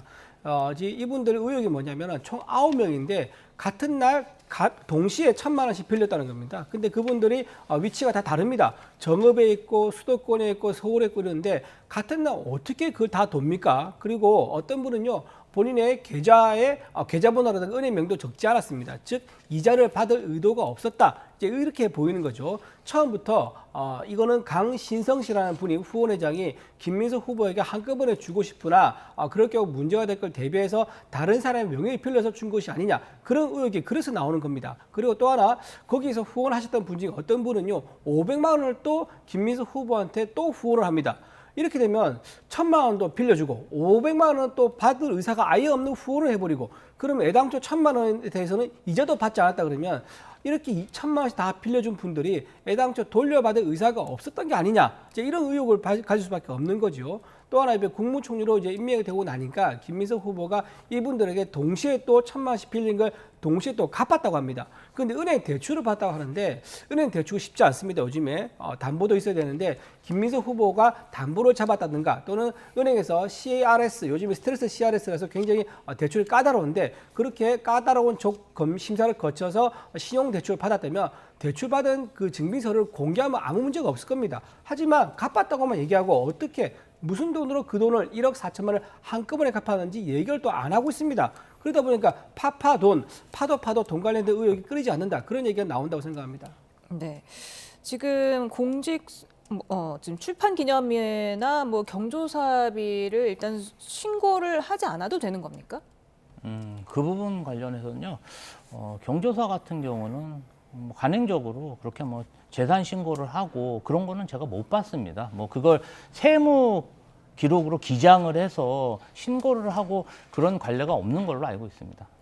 이거 신고를 해야 됩니다. 원래는 이제 출판 기념회라든가 경조사 또는 결혼해서 소득이 생기지 않습니까? 그러면 기타 소득을 해가지고 신고를 하는 게 맞습니다. 재산 등록할 때. 근데 김민석 후보가 신고한 거 보면 기타 소득세금으로 낸 게 620만 원이라고 신고한 게 있더라고요. 그럼 이거 역으로 계산하면 소득이 한 3천만 원 정도로 예상이 됩니다. 그렇다면 기타 소득이 본인이 말한 것 턱없이 차이가 나죠. 예. 한 8억 정도가 기타 소득에서 해명이 되는데 이 3천만 원 가지고는 갭이 많이 나기 때문에 전혀 해명이 안 되는 거죠. 그래서 기타 소득이라고 해서 그 8억을 다 메꿨다는 것은 이거는 터무니없는 얘기다. 그런 말씀 드리고 네, 그럼 드리겠습니다. 예, 그리고 칭화대 학위 논란에 관해서 김 후보자가 중국 출입국 기록을 정리해서 공개했습니다. 이거는 어떻게 좀 분석하셨습니까? 제가 그 출입국 기록을 2009년 9월부터 해서 월별로 확인을 해봤었어요. 보니까는 칭화대학교에서 수업이 아마 화요일, 수요일 이렇게 있었던 것 같습니다. 몇 군데 날짜는 화, 수, 목 이렇게 가는데 대부분이 화수 이렇게 들어갑니다. 그러니까 화요일에 중국에 들어갔다 수요일에 나오는 이런 항공기 티켓을 패턴을 보여주더라고요. 그런데 문제가 뭐냐면은 이게 매주 화수 이렇게 들어온 게 아닙니다. 들어오고 나간 게 아니고 한 달에 한 2번 정도 또는 한 번 정도밖에 수업에 참여 안 한 게 흔적이 나와요. 즉 총 2학기의 수업인 건데 1학기 동안에는 한 절반 정도밖에 수업에 참여하지 않았다라는 것이 확인이 되고요. 그리고 그러면 그 다음 학기인 2학기 때는 어떻게 했느냐? 2학기 때 통으로 중국에 아예 안 갑니다. 안 갈 수밖에 없죠. 왜냐하면 그때 당시에 부산시장 선거에 출마한다 해가지고 내려가서 아예 부산으로 이사를 합니다. 그리고 영등포 지역위원장 자리를 내놓고 이사를 가서 거기서 선거운동을 합니다. 그렇게 하고 나서 나중에 갑자기 한 달 뒤에 칭화대학으로부터 석사 학위를 받습니다. 자, 2학기 중에서 한 학기는 아예 다니지 않았고 나머지 한 학기는 절반밖에 다니지 않았는데 학위가 정상적으로 나올 수가 있습니까? 그렇기 때문에 이 학위가 진짜냐 가짜냐, 누가 대리인이 있었느냐, 아니면 어떤 다른 어떤 무슨 처음부터 학위를 그냥 다니는 신유만 해도 주겠다는 이런 얘기가 있었던 거냐, 이런 얘기가 나올 수밖에 없는 거죠. 그래서 이것도 조국 딸 조민의 사건과 비슷하게 학위에 대한 의혹도 같이 해결해야 될 부분이라고 생각합니다. 김민석 후보자가 2005년부터 2018년까지 39번 중국을 오간 기록을 공개를 했던데 2학기를 다녔는데 13년어치 기록을 공개를 했고요. 그중에서 이제 2009년 4월부터 2010년 6월까지 21차례 중국을 방문했더라고요. 어떻게 보셨습니까? 그래서 중국 칭화대의 학위 학사 관련 프로그램은 그 학교에서 자율적으로 정하는 거지, 그 부분 관련해서 어떤 일정한 기준을 가지고 내가 보기에는 이게 잘못된 것 같아서 학위 자체를 부정하는 것은 흡사 과거의 타진율을 연상할 정도로 좀 억지가 심하다고 생각합니다. 국내 학위 과정 중에서도 보면은 오프라인 수업을 듣다가 일정 기준을 넘으면 사이버 수업으로, 온라인 수업으로 대체되는 경우도 있고 각종 리포트나 논문으로 대체하는 경우도 봤습니다. 다양한 그런 외국 대학의 커리큘럼을 어떤 편견을 가지고 마치 가짜 학위인 양 주장하는 것 자체가 공당의 그런 태도로서 맞는 것인지, 만약에 가짜 학위라면 그 가짜 학위라는 증거를 가지고 좀 얘기를 해야 되는데 의심이 진실인 양 자꾸 주장을 하니까 망신 주기식 인사청문회가 아닌가, 이런 비난을 받는 게 아닌가 싶습니다. 예, 지금 최전선에서 비판하고 있는 주진우 의원에 대해 민주당에서는 차라리 청문회 열자는 얘기가 나온다고 하는데 실제로 뭐 가능성이 있는 얘기입니까? 전혀 가능성이 없는 얘기고요. 이제 본인이 그러니까 좀 누구에게 어떤 의혹을 제기할 때 본인의 어떤 재산 형성 과정도 어느 정도 좀 밝히면서 하면 좋을 텐데, 본인은 정말 검사, 공직자 월급으로 70억이라는 대단한 재산과 어떤 자녀는 현금성 예금을 7억 원 넘게 보유하고 있는데 이런 것에 대한 설명 없이 무차별 의혹 제기만 하고 있기 때문에 아마 그것을 비꼬는 그러한 의견을 낸 것 같습니다. 제가 좀 안 들을 수가 없는데, 검사나 경찰이 범죄자 이제 수사할 때, 조사할 때 나는 죄가 없어라는 것을 범죄자한테 보여주면서 수사를 합니까? 조사를 합니까? 그러지 않죠. 혐의가 있으면 그 혐의에 대해서 조사를 하는 겁니다. 그런데 지금 인사청문회 대상은 김민석 후보인데 인사청문 위원들한테 김민석 후보를 청문할 그런 자격이 있는지 알아보자 라고 하는 그런 황당한 얘기가 어디 있습니까? 이건 말이 안 되는 거고요. 또 지금 자료에 대해서 협조를 안 하고 있는 부분은 이제 설명 안 하시는데, 한덕수 전 총리 같은 경우는 이미 자료 요구를 1000건이 넘게 민주당부터 받았었습니다. 그런데 지금 우리 국민의힘에서는 94건을 요구했는데 단 2건밖에 제출하지 않았습니다. 지금 칭화대 관련된 것도 이렇게 의혹이 있으면 본인이 한국에서 중국 간 비행기 기록을 공개했지만 그건 원본이 아니라 편집돼서 본인이 나름대로 왜곡해서 제출한 거 아니겠느냐라는 의혹을 살 수 있는 그런 자료를 공개했기 때문에 원본을 공개하면 깨끗하게 끝날 일인데 원본을 공개하지 않아놓고 자꾸 자료를 따지냐, 왜 의혹을 제기냐라고 한 것은 말이 앞뒤가 안 맞는 거죠. 그래서 본인이 원본을 공개하고 자료를 의혹에 대해서 관련된 자료를 충실히 제시를 하면은 다 클리어해질 문제인데 자료 제출을 하지 않으니까 계속 의혹이 점점 커지고 있는 거다, 그렇게 말씀드립니다. 국민의힘에서 후보자를 범죄자 취급하고 마치 주진우 의원이 검사인 양 저렇게 말씀하는 것 자체가 총리 인사청문회를 정말 왜곡된 그런 시각으로 보고 있다는 그 반증이라고 생각하고요. 검사 출신 대통령이 지난 3년 동안 야당을 탄압하다가 끝내 내란까지 일으키고 탄핵까지 됐는데 아직도 반성을 못하고 여당 총리 후보자를 범죄자로 매도하는 저런 모습. 저는 앞으로도 국민의힘이 참 오랜 기간 힘든 과정을 겪을 그런 전조로 보여서 참 안타까운 생각이 듭니다. 네, 민주당이 인사청문회법 개정을 시사한 부분은 어떻게 보고 계십니까?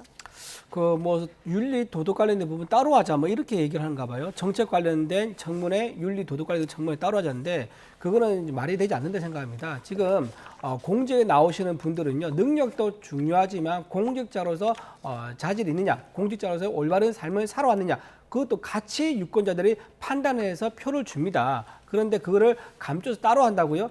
그러려면 공직에 나오지 말아야 되는 거죠. 스스로 공직에 나올 수 있는 자기 인생을 관리해온 사람, 도덕성 있는 사람, 음주운전도 하지 않고 누구 사칭도 하지 않고 이런 사람이 나오는 게 맞겠죠. 그런데 그거를 숨어서 따로 하자, 이거는 말이 되지 않는다. 인사청문회 취지를 훼손시키는 굉장히 잘못된 입법이라고 생각합니다. 예.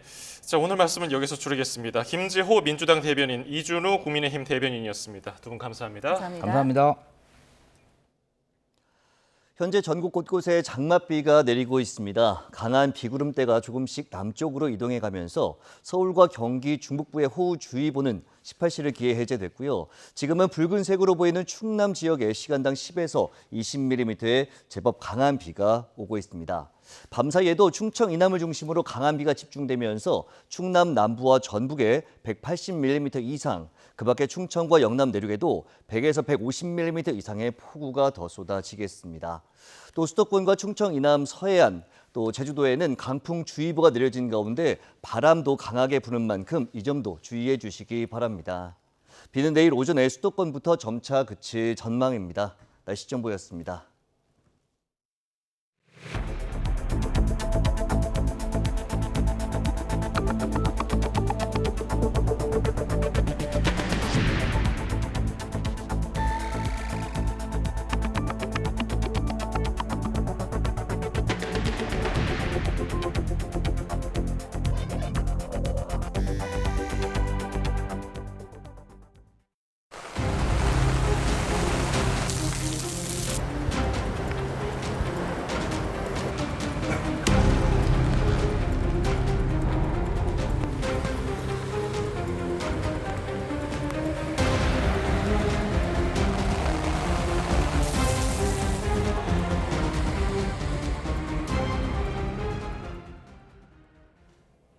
경기 북부 지역에 호우특보가 해제되면서 빗방울이 조금씩 잦아들고 있습니다. 군남댐 등 주요 길목에 있는 댐들은 미리 수문을 열고 수위를 조절하고 있습니다. 북한과 인접한 군남댐에 사회부 취재기자가 나가 있습니다. 오승훈 기자.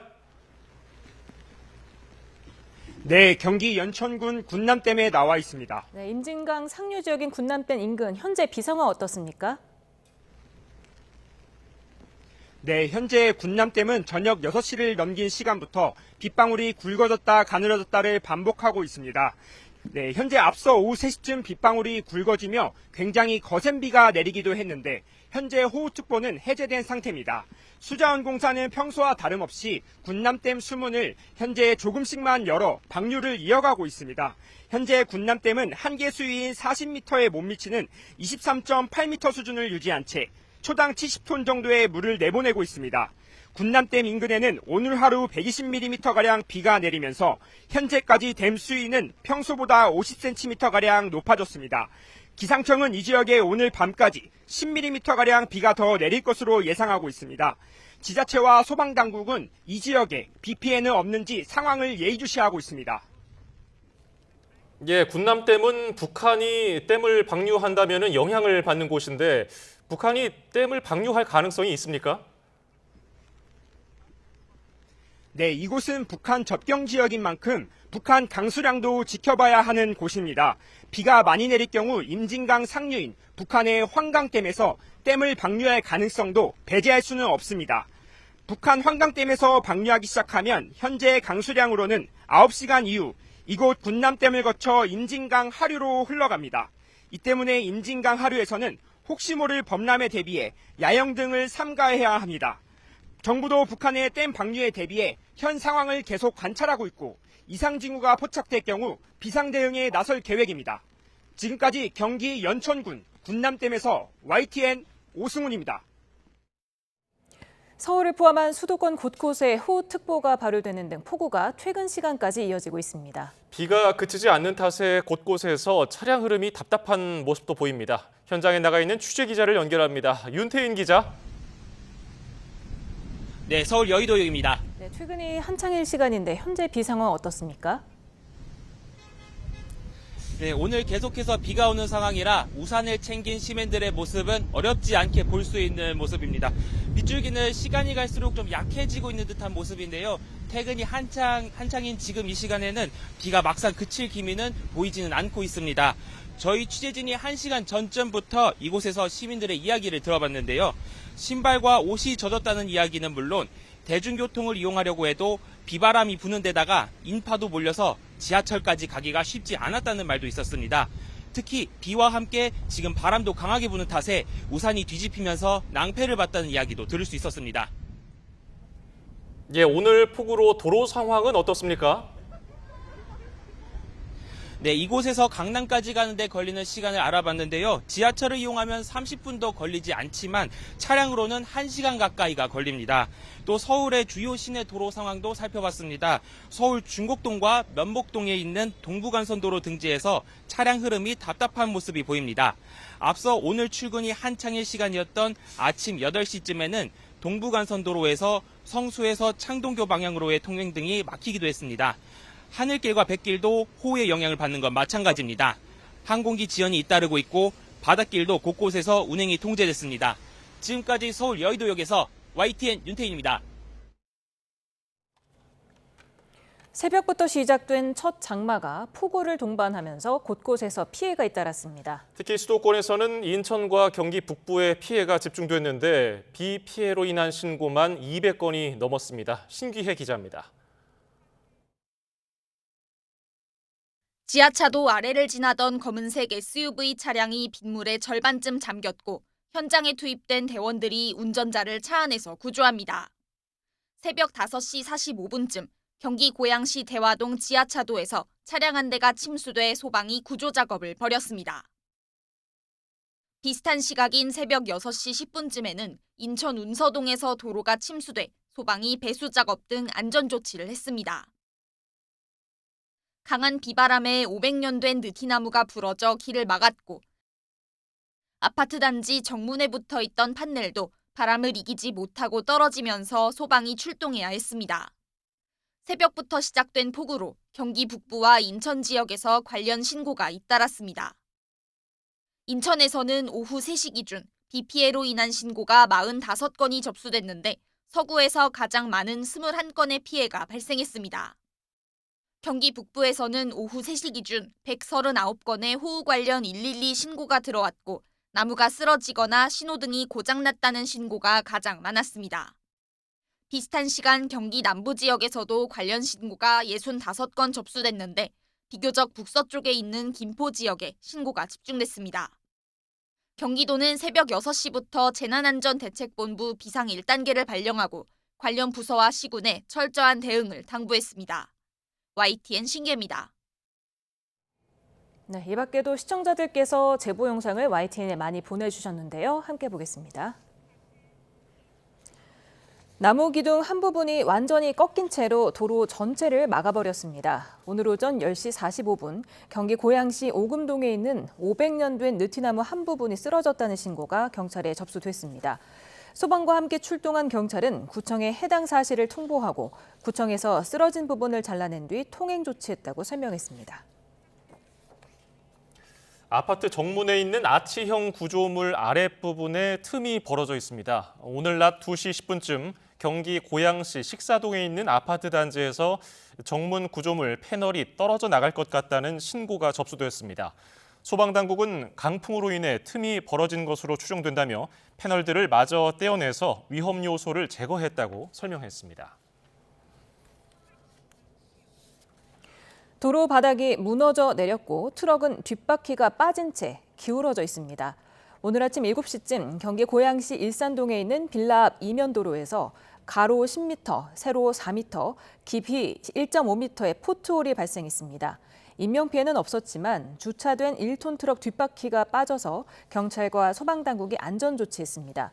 고양시 관계자는 오전에 내린 많은 비가 영향이 있는 것 같다며 배수관 노후화로 치마가 발생했을 것으로 추정한다고 설명했습니다. 호우 영향으로 바닷길과 하늘길도 차질을 빚었습니다. 출근 시간대 서울 시내 주요 간선도로가 통제되면서 시민들이 불편을 겪기도 했습니다. 표종우 기자입니다. 밤사이에 내린 폭우로 의정부 경전철은 신호 장애가 생기면서 새벽 첫 차 운행부터 차질을 빚었습니다. 2시간여 만에 열차 운행이 재개된 뒤 또다시 기술 문제가 발생하면서 시민들은 아침 8시 반까지 불편을 겪어야 했습니다. 비슷한 시각 서울 동부간선도로와 북부간선로 일부 구간이 한때 통제되면서 출근길 교통이 정체됐습니다. 하천 수위가 오르면서 서울시는 청계천과 도림천 등 하천 29곳을 모두 통제했습니다. 도봉산 등 주요 등산로도 입산이 통제되고 기존 등산객들에 대해 하산 조치가 이뤄졌습니다. 서울뿐만 아니라 호우경보가 발령된 인천 계양구는 지하차도가 한때 출입이 제한됐습니다. 인천 일부 지역엔 산사태주의보도 내려지면서 산지 곳곳도 안전사고 우려로 접근이 차단됐습니다. 항공편과 해상교통도 차질을 겪었습니다. 항공편 수십 편이 폭우 등으로 지연됐고 전국 여객선 149척 가운데 62척만 정상 운행됐습니다. YTN 표정우입니다. 내륙 장마 시작부터 수도권을 비롯한 강원과 충청 지역에 굵은 빗줄기가 쏟아지고 있습니다. 강원 춘천댐은 올해 처음으로 수문을 열었고 중앙재난안전대책본부도 1단계를 가동하고 비상사태에 대비하고 있습니다. 이성우 기자입니다. 내륙의 본격 여름 장마가 시작되면서 수도권과 충청, 강원에 강한 비가 쏟아지고 있습니다. 빗줄기가 굵어지면서 사람과 차량의 통행을 금하는 통제 구간도 늘었습니다. 호우특보와 강풍특보가 동시에 내려진 충남 해안가. 집중호우 소식에 시민들은 혹시 수해라도 날까 걱정부터 앞섭니다. 장마비 많이 온다는데 좀 걱정돼서요. 조금 좀 덜 왔으면 좀 좋겠어요. 피해가 좀 없었으면 좋겠어요. 거센 장대비에 강원 충청댐은 올해 처음으로 수문 1개를 열고 초당 200톤가량의 물을 방류하고 있습니다. 특히 강원 북부 지역에 총 200mm의 큰 비가 예보돼 충청댐 하류의 의암댐과 청평댐, 팔당댐도 수문 개방을 검토하고 있습니다. 정부도 긴급 대응에 나서 행정안전부는 중앙재난안전대책본부 1단계를 가동했습니다. 행안부는 우선 재난문자와 마을방송을 활용해 기상정보를 제공하고 강수 집중시간대 외출 자제와 취약지역 접근 금지 등 국민 행동 요령을 반복적으로 알려달라고 당부했습니다. 또 과거 피해 지역이나 산사태 우려 지역, 하천 근처와 지하 공간 같은 취약지역 관리를 강화하고 위험이 우려될 때는 출입을 통제하고 주민을 대피시켜달라고 강조했습니다. YTN 이성호입니다. 장마철에 접어들면서 농작물과 가축 피해도 우려됩니다. 특히 한꺼번에 많은 비가 쏟아지면 피해 규모가 커질 수 있어 사전 대비와 신속한 사후 조치가 중요합니다. 윤지아 기자입니다. 집중호우나 태풍은 한 해 농사에 큰 영향을 미치는 변수입니다. 사전 대비가 피해를 줄이는 가장 효과적인 방법입니다. 노는 배수로와 물골을 미리 정비해 물이 잘 빠지도록 해야 합니다. 지주를 설치하면 농작물이 비바람에 쓰러지는 피해를 줄일 수 있습니다. 흐리고 습한 날이 계속될 때 질소비료를 과하게 주면 병해충이 생길 수 있어 주의가 필요합니다. 비가 지나간 뒤엔 서둘러야 합니다. 논밭의 고인물은 빠르게 빼내고 방제를 서둘러야 병해충 확산을 막을 수 있습니다. 쓰러진 농작물을 바로 세우고 열매나 잎에 묻은 흙과 오물은 말라붙기 전에 씻어내야 합니다. 사전 대비해서는 배수로 정비라든지 시설물 보강 작업이 필요합니다. 사후에는 침수가 됐을 때 신속하게 물을 빼주시고 영양제 살포라든지 약재 방제가 중요합니다. 가축도 마찬가지입니다. 폭우 전에 축사를 점검하고 배수로 정리와 전기 설비 안전 관리 등 시설물 관리를 맞춰야 합니다. 폭우가 내린 뒤에는 가축 건강이 나빠질 수 있습니다. 양질의 사료와 비타민, 미네랄 등을 추가로 주면 면역력 회복에 도움이 됩니다. 장마철 농작물 피해는 특히 집중호우와 강풍이 주요 원인입니다. 기상정보를 수시로 확인하고 농작물 관리 요령을 숙지하는 게 중요합니다. YTN 윤지아입니다. 장마 시작부터 많은 비가 내렸는데 국지적으로 시간당 70mm를 넘는 극한 호우가 내릴 수 있어 우려됩니다. 극한 호우는 예측하기가 매우 힘든 만큼 호우 긴급 재난 문자를 전국으로 확대해서 운영하기 시작했습니다. 이게 뭔지 또 문자를 받았을 때는 어떻게 해야 할지 한동호 기자가 보도합니다. 폭포수가 쏟아져 내리듯 앞이 보이지 않을 정도의 장대비. 최근엔 시간당 100mm가 넘는 극한 호우가 드문 일이 아닙니다. 지난 여름에만 군산, 서천, 진도, 부산 등 곳곳에서 무려 16차례나 기록됐기 때문입니다. 수백 년에 한 번 내릴 법한 호우 빈도였는데 강한 호우인 만큼 산사태, 범람, 침수 등 큰 피해를 낳았습니다. 이 같은 여름철 집중호우는 최근 점차 증가하고 있는데 장마철뿐 아니라 폭염 기간까지 이어지는 경향을 보이고 있습니다. 과거와 달리 최근에는 여름철에 강수의 휴지기, 즉 폭염기가 많이 줄어들었습니다. 오히려 2차 강수기보다도 더 강한 강수량이 보여주고 있는데 여름철 내내 비가 많이 오는 이런 특성을 보이고 있고요. 일상적인 비가 많이 오는 게 아니라 집중호우가 급격히 증가하고 있다는 점입니다. 빈발하는 극한호우를 예측하긴 더 힘듭니다. 이를 보완하기 위한 제도가 바로 호우 긴급 재난 문자입니다. 발생 양상이 굉장히 복잡해지기 때문에 수시간 전에 예보하기도 굉장히 어려운 그런 상태라는 부분이 현재에서의 가장 어려운 부분이라고 할 수 있습니다. 그래서 저희가 그것을 대체하기 위해서 이제 CBS라고 하는 재난 호우 문자를 병행을 해서 최소한의 피해를 줄이고자. 호우 긴급 재난 문자는 시간당 50mm 호우가 내리면서 3시간 동안 90mm 넘는 강수량이 기록되거나 1시간에 72mm까지 비가 내리면 기상청이 해당 지역에 재난 문자를 직접 발송하는 제도로 지난해 수도권과 경북, 전남 지역에서 올해 전국으로 확대했습니다.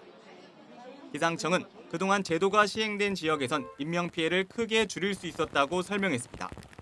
호우 긴급 재난 문자를 받으면 침수 피해가 나지 않도록 대비하고 지하차도나 지하철장 등 물이 갑자기 불어날 수 있는 곳엔 들어가지 말아야 합니다. YTN 한동우입니다. 이재명 대통령이 취임 뒤 첫 지방 일정으로 울산을 찾아 첨단 산업 육성 의지를 다졌습니다. 이 대통령은 지금 대한민국은 새로운 시대로 가는 기로에 서 있다며 경부고속도로처럼 AI로 대한민국 성공을 이끌겠다고 강조했습니다. 정인용 기자입니다. 이재명 대통령이 위치를 안내받아 자리에 서고 곧이어 AI와 로봇을 활용한 사진 촬영이 이어집니다. 나를 피사체로 쓰려고 그러겠지. 맞습니다. 이 대통령이 첫 지방 일정으로 울산 AI 데이터 센터 출범식에 참석해 AI 관련 기업들의 제품 서비스를 직접 체험했습니다. 100조 원 투자를 통한 AI 세대 3대 강국을 띄웠던 이 대통령이 본격적으로 첨단 산업 육성에 드라이브를 걸고 나선 겁니다. 지방에서 이 대규모 AI 데이터 센터를 유치하게 됐다는 점들이 각별한 의미가 있는 것 같습니다. 이게 지방 경제 산업에 새로운 희망을 만들어주는 것 같아요. 이 대통령은 특히 지금의 대한민국은 깔딱고개를 넘는 중이라며 앞으로 어떻게 준비하느냐에 따라 달라질 거라고 진단했습니다. 그러면서 기업인들이 AI 첨단 시대에 세계를 선도하는 역할을 해줄 거라 믿는다며 기업에 힘을 실어줬습니다. 우리 국민들의 그 위대함 속에 우리 기업인들의 또 위대함이 있죠. 정말 뛰어난 능력으로 우리 대한민국 산업 경제계를 이끌어주고 계시고, 이 대통령은 경부고속도로가 대한민국 산업화 성공을 이끌었던 것처럼 데이터 센터를 시작으로 AI 시대 고속도로를 구축해 AI 대전환의 성공을 이끌겠다고 다짐했습니다. 이런 가운데 이 대통령은 지난 10일에 이어 두 번째 차관급 인사를 단행했습니다. 통일부 차관으로 김남중 전 통일부 남북회담본부 상근회담 대표를 기용했는데 과거 남북 정상회담 등을 조율한 전문성을 높이 샀습니다. 행정안전부는 김민재 차관보가, 농림축산식품부는 강영성 농업혁신정책실장, 해양수산부는 김성범 해양정책실장이 각각 차관으로 임명됐습니다. 이재명 정부 국민안전을 책임질 행안부 재난안전본부장에는 김광용 대변인이 발탁됐습니다. 이 대통령은 나머지 부처 차관들도 서둘러 임명하며 내각 구성 전 최대한 국정 운영에 안정성을 기하려 할 걸로 보입니다. YTN 정인용입니다. 국정기획위원회가 이재명 정부의 공약 이행 방안을 담지 않았다며 검찰청의 업무 보고를 도중에 중단시켰습니다. 방송통신위원회와 해양수산부 보고도 줄줄이 멈춰 세웠는데 공직사회 기강을 잡기 위해서 압박 수위를 높이는 것으로 보입니다. 강민경 기자입니다. 이재명 정부의 최우선 개혁 대상인 검찰청의 첫 업무 보고를 받은 국정기획위원회. 보고의 내용이 없고 형식적 요건도 갖추지 않았다며 30분 만에 검찰 간부들을 돌려보낸 뒤 다음 주에 다시 보고하라고 통보했습니다. 검찰 관련된 대통령 공약에 대한 핵심적인 공약 내용이 제대로 분석이 되고 있지 않고, 두 번째로 통상적인 공약 이행 절차라는 형식적 요건도 갖추지 않고 있다. 국정기획위는 검찰이 수사와 기소 분리, 직접 수사권 배제 등 권한 분산에 대한 고민을 하지 않았다고 지적했습니다. 이재명 정부가 검찰 힘 빼기를 최우선 과제로 삼겠다는 의지를 재확인하고 기선제압 차원에서 업무 보고를 중단시켰다는 해석이 나오고 있습니다. 검찰이 가지고 있는 현재 권한을 더 오히려 확대하는 방향으로 업무 보고가 된 것이 아니냐. 이진숙 체제의 방송통신위원회도 업무 보고가 순탄치 않았습니다. 시작부터 윤석열 정부의 나팔수를 자처했다는 식의 지적이 쏟아지다가 결국 파행으로 끝났습니다.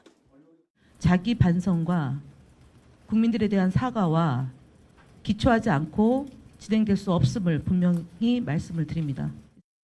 국정기획위는 자료 유출을 이유로 해양수산부 보고도 중단시켰습니다. 사흘간의 첫 업무 보고를 전 정부의 관성적 행정 처리를 비판하고 부처들의 기강을 잡는 데 활용했다는 평가가 나오는 배경입니다. 상당수 부처로부터 재보고를 받겠다고 예고한 만큼 국정기획위는 한동안 이재명 정부의 군기 반장 역할을 자임할 걸로 보입니다. YTN 강민경입니다. 검찰이 김민석 국무총리 후보자가 재산 신고를 누락했다며 제기된 뇌물수수, 정치자금법 위반, 조세포탈 혐의 등에 대한 고발 사건을 수사팀에 배당했습니다. 서울중앙지방검찰청은 국민의힘 이종배 서울시 의원이 김 후보자를 고발한 사건을 형사 1부에 배당했습니다. 어제 이 시의원은 고발장을 접수하며 김 후보자가 5년 동안 헌금 등으로 10억여 원을 지출했는데 같은 기간 수입은 5억 원 안팎이라며 부정한 방법을 동원했을 수 있다는 취지로 주장했습니다. 김민석 국무총리 후보자는 최근 5년 동안 받은 세비보다 지출이 과다하다는 야권의 지적에 대해서 경조사와 출판기념회를 통한 수입이 있었다고 해명했습니다.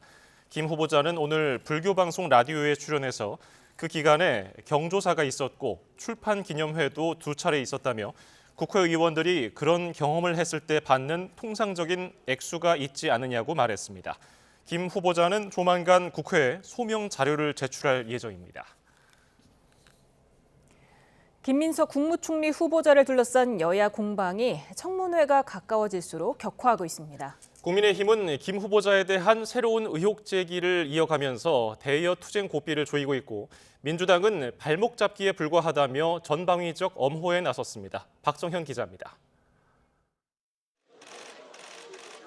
다음 주 김민석 국무총리 후보자 청문회를 앞두고 국민의힘이 긴급 의원총회를 소집했습니다. 불법 자금으로 점철된 스폰 인생을 산 김 후보자를 어떻게 국정 책임자로 세울 수 있느냐며 이재명 대통령에게 거듭 지명 철회를 촉구했습니다. 윤리 기준은 완전히 무너지고 사법 시스템에 대한 근본적인 국민 불신이 조장될 것입니다. 모든 고위공직자의 이재명화가 진행될까 두렵습니다. 연이어 열린 규탄대회에서도 이재명 정부의 인선을 비리백화점으로 깎아내리며 공격 수위를 끌어올렸습니다. 여당의 인사청문회법 개정 시도를 두고도 입법 권력을 깡패처럼 휘두르는 습관을 아직도 고치지 못했느냐며 맹비난했습니다. 또 김 후보자의 재산 신고 누락과 장남의 변칙 전학 국제고 입학 등 새로운 의혹 제기를 이어갔습니다. 그 정도 누락이 됐다라면 이거는 처벌감이지 않습니까? 정확하게 내역서를 밝혀야지 본인 혼자 계속 주장을 하면 안 된다는 말씀을 드리고 싶습니다. 민주당은 야당이 아니면 말고식으로 온갖 의혹을 띄우고 있다며 전격 방어에 나섰습니다. 창피주기나 국정 발목 잡기도 도를 넘었다면서 민생 회복을 위한 청문 절차에 협조하라고 압박했습니다. 국무총리와 상임위원장 문제를 둘러싼 발목 잡기에 낭비할 시간이 없습니다. 민생부터 살립시다. 국민의힘의 협력을 촉구합니다. 동시에 김 후보자 검증을 주도하는 국민의힘 주진우 의원의 재산 축적 과정도 파헤쳐보겠다며 역공도 폈습니다. 주진우 의원 가계도도 꽤 흥미롭던데 기왕 시작한 거 국민들과 함께 어떻게 하면 공직생활하며 70억이 넘는 재산을 축적하고 인사청문회법 개정도 예고했는데 자질과 능력, 도덕성 검증은 비공개로 하자는 내용이 핵심입니다. 대선 패배 이후 내부 잡음이 이어졌던 국민의힘은 이번 인사청문 국면을 계기로 전국 반전을 노리고 있는 만큼 앞으로 내각 인선 과정에서 여야의 주도권 싸움은 한층 격화될 것으로 보입니다. YTN 박정현입니다. 김민석 국무총리 후보자와 김 후보자 인사청문회 특별위원회 위원인 국민의힘 주진우 의원이 SNS에서 설전을 벌였습니다. 김 후보자는 자신의 SNS를 통해서 인사청문회 특별위원회 위원인 주 의원을 법무부 장관으로 추천하자는 조국혁신당 관계자의 논평을 공유하며 의미 있는 추천이 될 듯하고 국민 검증을 받을 좋은 기회를 얻길 덕담한다고 밝혔습니다. 또 이에 주 의원은 김 후보자의 해당 글을 공유하면서 총리가 돼야 자신을 법무부 장관으로 제청할 수 있을 거라면서 인사청문위원인 자신을 공직 자리로 감으면 안 된다고 맞받았습니다. 그러면서 조국혁신당 전 대표와 이화영 경기도 평화부지사 등의 사면 불가라는 자신의 소신을 지켜주겠다는 약속을 공개적으로 한다면 장관직을 수락하겠다고 덧붙였습니다. 해당 설전 이후 김민석 후보자가 처음 올렸던 SNS 글은 삭제됐습니다. 이재명 정부 첫 인사청문 대상인 이종석 국정원장 후보자에 대한 국회 청문 경과 보고서 채택이 무산됐습니다. 국민의힘이 추가 검증을 이유로 국회 정보위원회 전체 회의를 일방적으로 취소한 건데 민주당은 발목 잡기를 위한 정치 노름이라고 강하게 반발했습니다. 김다현 기자입니다. 비교적 무난한 처리가 예상됐던 이종석 국가정보원장 후보자의 인사청문 경과보고서 채택이 무산됐습니다. 국민의힘이 국회 정보위원회 전체 회의가 열리기 직전 일방적으로 이를 취소했기 때문입니다. 더불어민주당은 여야가 보고서를 채택하기로 잠정 합의한 상황에서 야당이 갑자기 말을 바꿨다며 공당으로서 최소한의 책임조차 져버린 무책임한 정치 술책을 부리고 있다고 국민의힘을 맹비난했습니다. 청문 보고서 채택은 원내대표 협상과 이재명 대통령님과의 오찬 회동 이후에 결정하겠다고 통보해 왔습니다. 또 회의 자체를 무산시키는 행위는 검증이 아니라 발목 잡기를 위한 정치 노름, 무책임한 정치 공작이라고도 비판의 목소리를 높였습니다. 반면 국민의힘은 대한민국 안보를 책임지는 정보기관 수장을 날림으로 뽑을 수 없는 거 아니냐면서 많은 국민이 이 후보자의 편향된 안보관과 대북관을 우려하고 있다고 맞받았습니다. 김정은을 절대왕조의 군주와 기업 CEO의 자질을 겸비했다고 입에 침이 마르도록 찬사를 늘어놓던 사람이 어떻게 국가정보기관의 수장이 될 수 있다는 말입니까? 이어 민주당을 향해 국가안보와 국민의 안녕이 달린 사안이라 심사숙고하자는 것인데 본인들의 결정에 무조건 따르라는 건 힘자랑이자 몽리라고 강조했습니다. 그러면서 정보위뿐만 아니고 국회 운영 전체와 관련해 정부와 민주당의 태도에 상당한 문제가 있다는 지적도 덧붙였습니다. 결국 상임위원장 재배분 등 전국 현안을 두고 이어지는 여야의 기싸움이 청문 보고서 채택 무산으로까지 이어졌다는 평가가 나옵니다. YTN 김다현입니다. 국무회의에서 의결된 추경안을 두고 국민의힘은 사이비 호텔 경제학의 대국민 실험이라고 깎아내리며 비판을 이어갔습니다. 막대한 재정 투입에 반해서 효과는 적고 부작용이 크다는 지적인데 민주당은 내란으로 경제를 망친 게 누구냐면서 부끄러운 줄 알아야 한다고 맞받았습니다. 김철희 기자입니다. 국민의힘은 전국민 소비 쿠폰 예산이 포함된 30.5조 원 규모 2차 추가 경정 예산안을 대통령 취임 2주 만에 만든 졸속 추경으로 규정했습니다. 그러면서 민생 경제에 전혀 도움이 안 되는 포퓰리즘 정책에 불과하다며 즉각적인 재검토를 촉구하고 나섰습니다. 포퓰리즘적 현금 살포에 투입되는 것입니다. 이번 추경안은 한마디로 사이비 호텔 경제학의 대국민 실험장으로 보고 있습니다. 현금성 지원은 사회 기반 시설 투자 같은 간접 지원보다 효율이 떨어진다는 지적도 나왔는데 물가 상승을 부추기고 부채를 늘리는 등 효과보다 부작용이 더 클 수 있다는 우려도 제기했습니다. 국가 부채 1,300조 원을 넘어서면 GDP 대비 채무 비율이 50%에 가까워집니다. 이는 정부가 세운 재정 준칙의 경계선입니다. 반면 여당은 민생 경제 회복을 위해서 가능한 수단과 방법을 모두 동원해야 한다며 야당 협조를 압박했습니다. 당장 추경안을 처리해야 하고 노동자, 농민, 취약계층을 위한 수많은 민생 법안이 국회에 산적해 있습니다. 국민의힘의 협력을 촉구합니다. 대통령 당선 축하용 현금 살포라는 야당 공격에는 더 적극적인 공세로 맞받았습니다. 나라 경제를 망쳐 국민에게 고통을 준 게 누구냐고 반문하며 당리당략을 위해 국민의 삶을 무너뜨릴 작정이냐고 쏘아 붙인 겁니다. 내란으로 나라 경제를 망친 내란 동조 정당이 부끄러운 줄 모르고 망언을 일삼고 있습니다. 정말 부끄러운 줄도 모릅니다. 또 야당이 대안 제시 없이 뒷짐만 지고 있다거나 입으로만 건전재정을 외친다는 비판도 이어졌습니다. 여야가 날선 신경전을 주고받은 가운데 이 대통령과 여야 지도부 회동에서 추경과 관련한 타협의 실마리를 찾을 수 있을지 주목됩니다. YTN 김철입니다. 구속기한이 임박한 김용현 전 국방장관의 추가 구속 여부를 따질 신문이 오는 23일 열리게 됐습니다. 김 전 장관 측은 이번에도 반발하며 신문기일 변경을 신청했습니다. 이준엽 기자가 보도합니다. 김용현 전 장관의 공무집행방해 등 추가 기소 사건 재판부가 한상진 재판장의 서울중앙지방법원 형사 34부로 정해졌습니다. 무작위 전산 방식으로 배당되면서 기존 내란 사건을 맡은 지귀현 재판장의 형사 25부와는 다른 재판부로 가게 된 겁니다. 내란 특검은 사건이 배당된 후 김 전 장관에 대한 구속영장 발부를 요구하는 의견서를 다시 제출했는데 새 사건 재판부는 곧바로 오는 23일로 신문기일을 잡았습니다.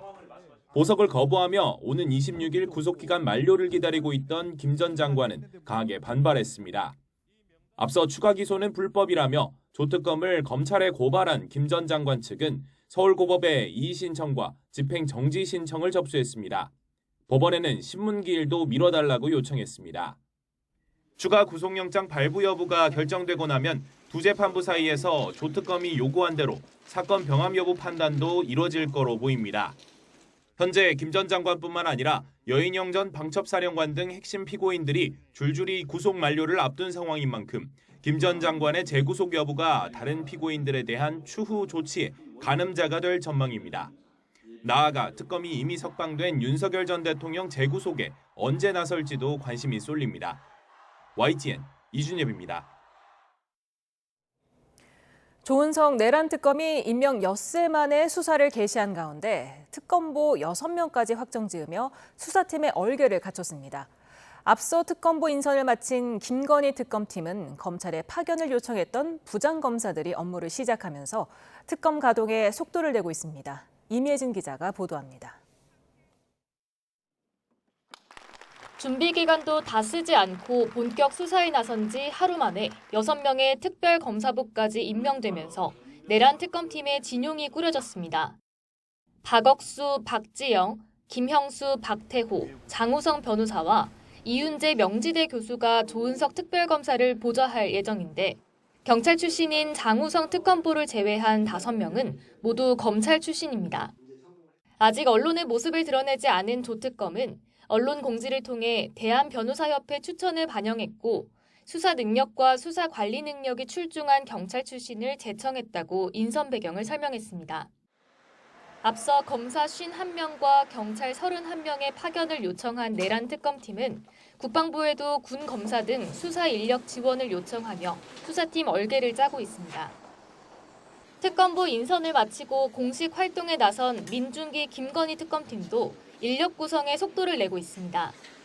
법무부에서 파견받은 부장검사 5명이 지원 요청 하루 만에 곧장 업무를 시작했고 정광수 서울고검 부장검사와 남철우 청주지검 부장검사 등 검사 28명의 파견을 추가로 요청하기도 했습니다. 특검부 임명을 앞두고 물밑 작업을 하고 있다던 이명현 최상병 특검은 국방부 방문으로 첫 외부 일정을 소화했습니다. 최상병 특검팀까지 특검부가 모두 꾸려지면 새 특검 모두 다음 주부터는 본격 가동에 나설 것으로 보입니다. YTN 임혜진입니다. 코스피가 닷새 연속 올라 3년 6개월 만에 3,000선을 회복하고 3,020선에 안착했습니다. 오늘 코스피는 전 거래일보다 44.1포인트, 1.48% 오른 3,021.84에 장을 마쳤습니다. 코스피가 3,000선에서 장을 마친 건 지난 2021년 12월 28일 이후 3년 6개월 만입니다. 코스닥 지수도 9.02포인트, 1.15% 오른 791.53에 거래를 마쳤습니다. 서울 외환시장에서 원달러 환율은 코스피 강세와 미국의 중동 개입 유보 등에 힘입어 큰 폭으로 하락해 오후 3시 반 기준 14.6원 내린 1,365.6원을 기록했습니다. 여전히 곳곳에 장맛비가 내리고 있습니다. 특히 충남, 청양 등 화면에 붉은색으로 보이는 충남 지역에는 시간당 20에서 30mm의 강한 비가 내리고 있는데요. 이렇게 주된 비구름대가 조금씩 남쪽으로 이동해가면서 서울과 경기 중북부의 호우특보는 해제가 됐고요. 영서 중부와 충북 서부로 특보가 확대된 상황입니다. 또 지금까지는 인천 서구 금곡동에 175.5mm, 김포시 양촌읍에 152.5mm로 주로 수도권을 중심으로 많은 비가 내렸지만 앞으로는 충청 이남을 중심으로 폭우가 쏟아지겠습니다. 충남 남부와 전북에 180mm 이상, 그 밖에 충청과 영남 내륙에도 최고 100에서 150mm 이상의 매우 많은 비가 오겠고 충청도는 새벽까지, 영남은 오전까지, 호남은 오후까지 시간당 30에서 50mm, 일부 지역에는 70mm 이상의 극한 호우가 쏟아질 가능성도 있겠습니다. 차량을 높은 곳에 세워두는 등 호우 피해 대비해 주시기 바랍니다. 또 수도권과 충청 이남 서해안, 제주도에는 강풍주의보가 내려진 가운데 순간적으로 초속 10에서 30m 안팎의 매우 강한 바람이 불고 있는 만큼 시설물 점검도 잘해 주시기 바랍니다. 내일 아침 기온은 서울 20도, 대전 22도, 부산 22도로 오늘보다 3, 4도가량 낮아지겠습니다. 낮 기온은 서울 27도, 광주 26도, 대구 27도로 오늘보다 낮아지지만 습도가 높아 후텁지근함이 감돌겠습니다. 비는 내일 오전에 수도권부터 점차 그치겠고 남부 내륙은 밤까지, 남해안과 제주도는 조금 더 길게 비가 이어질 전망입니다.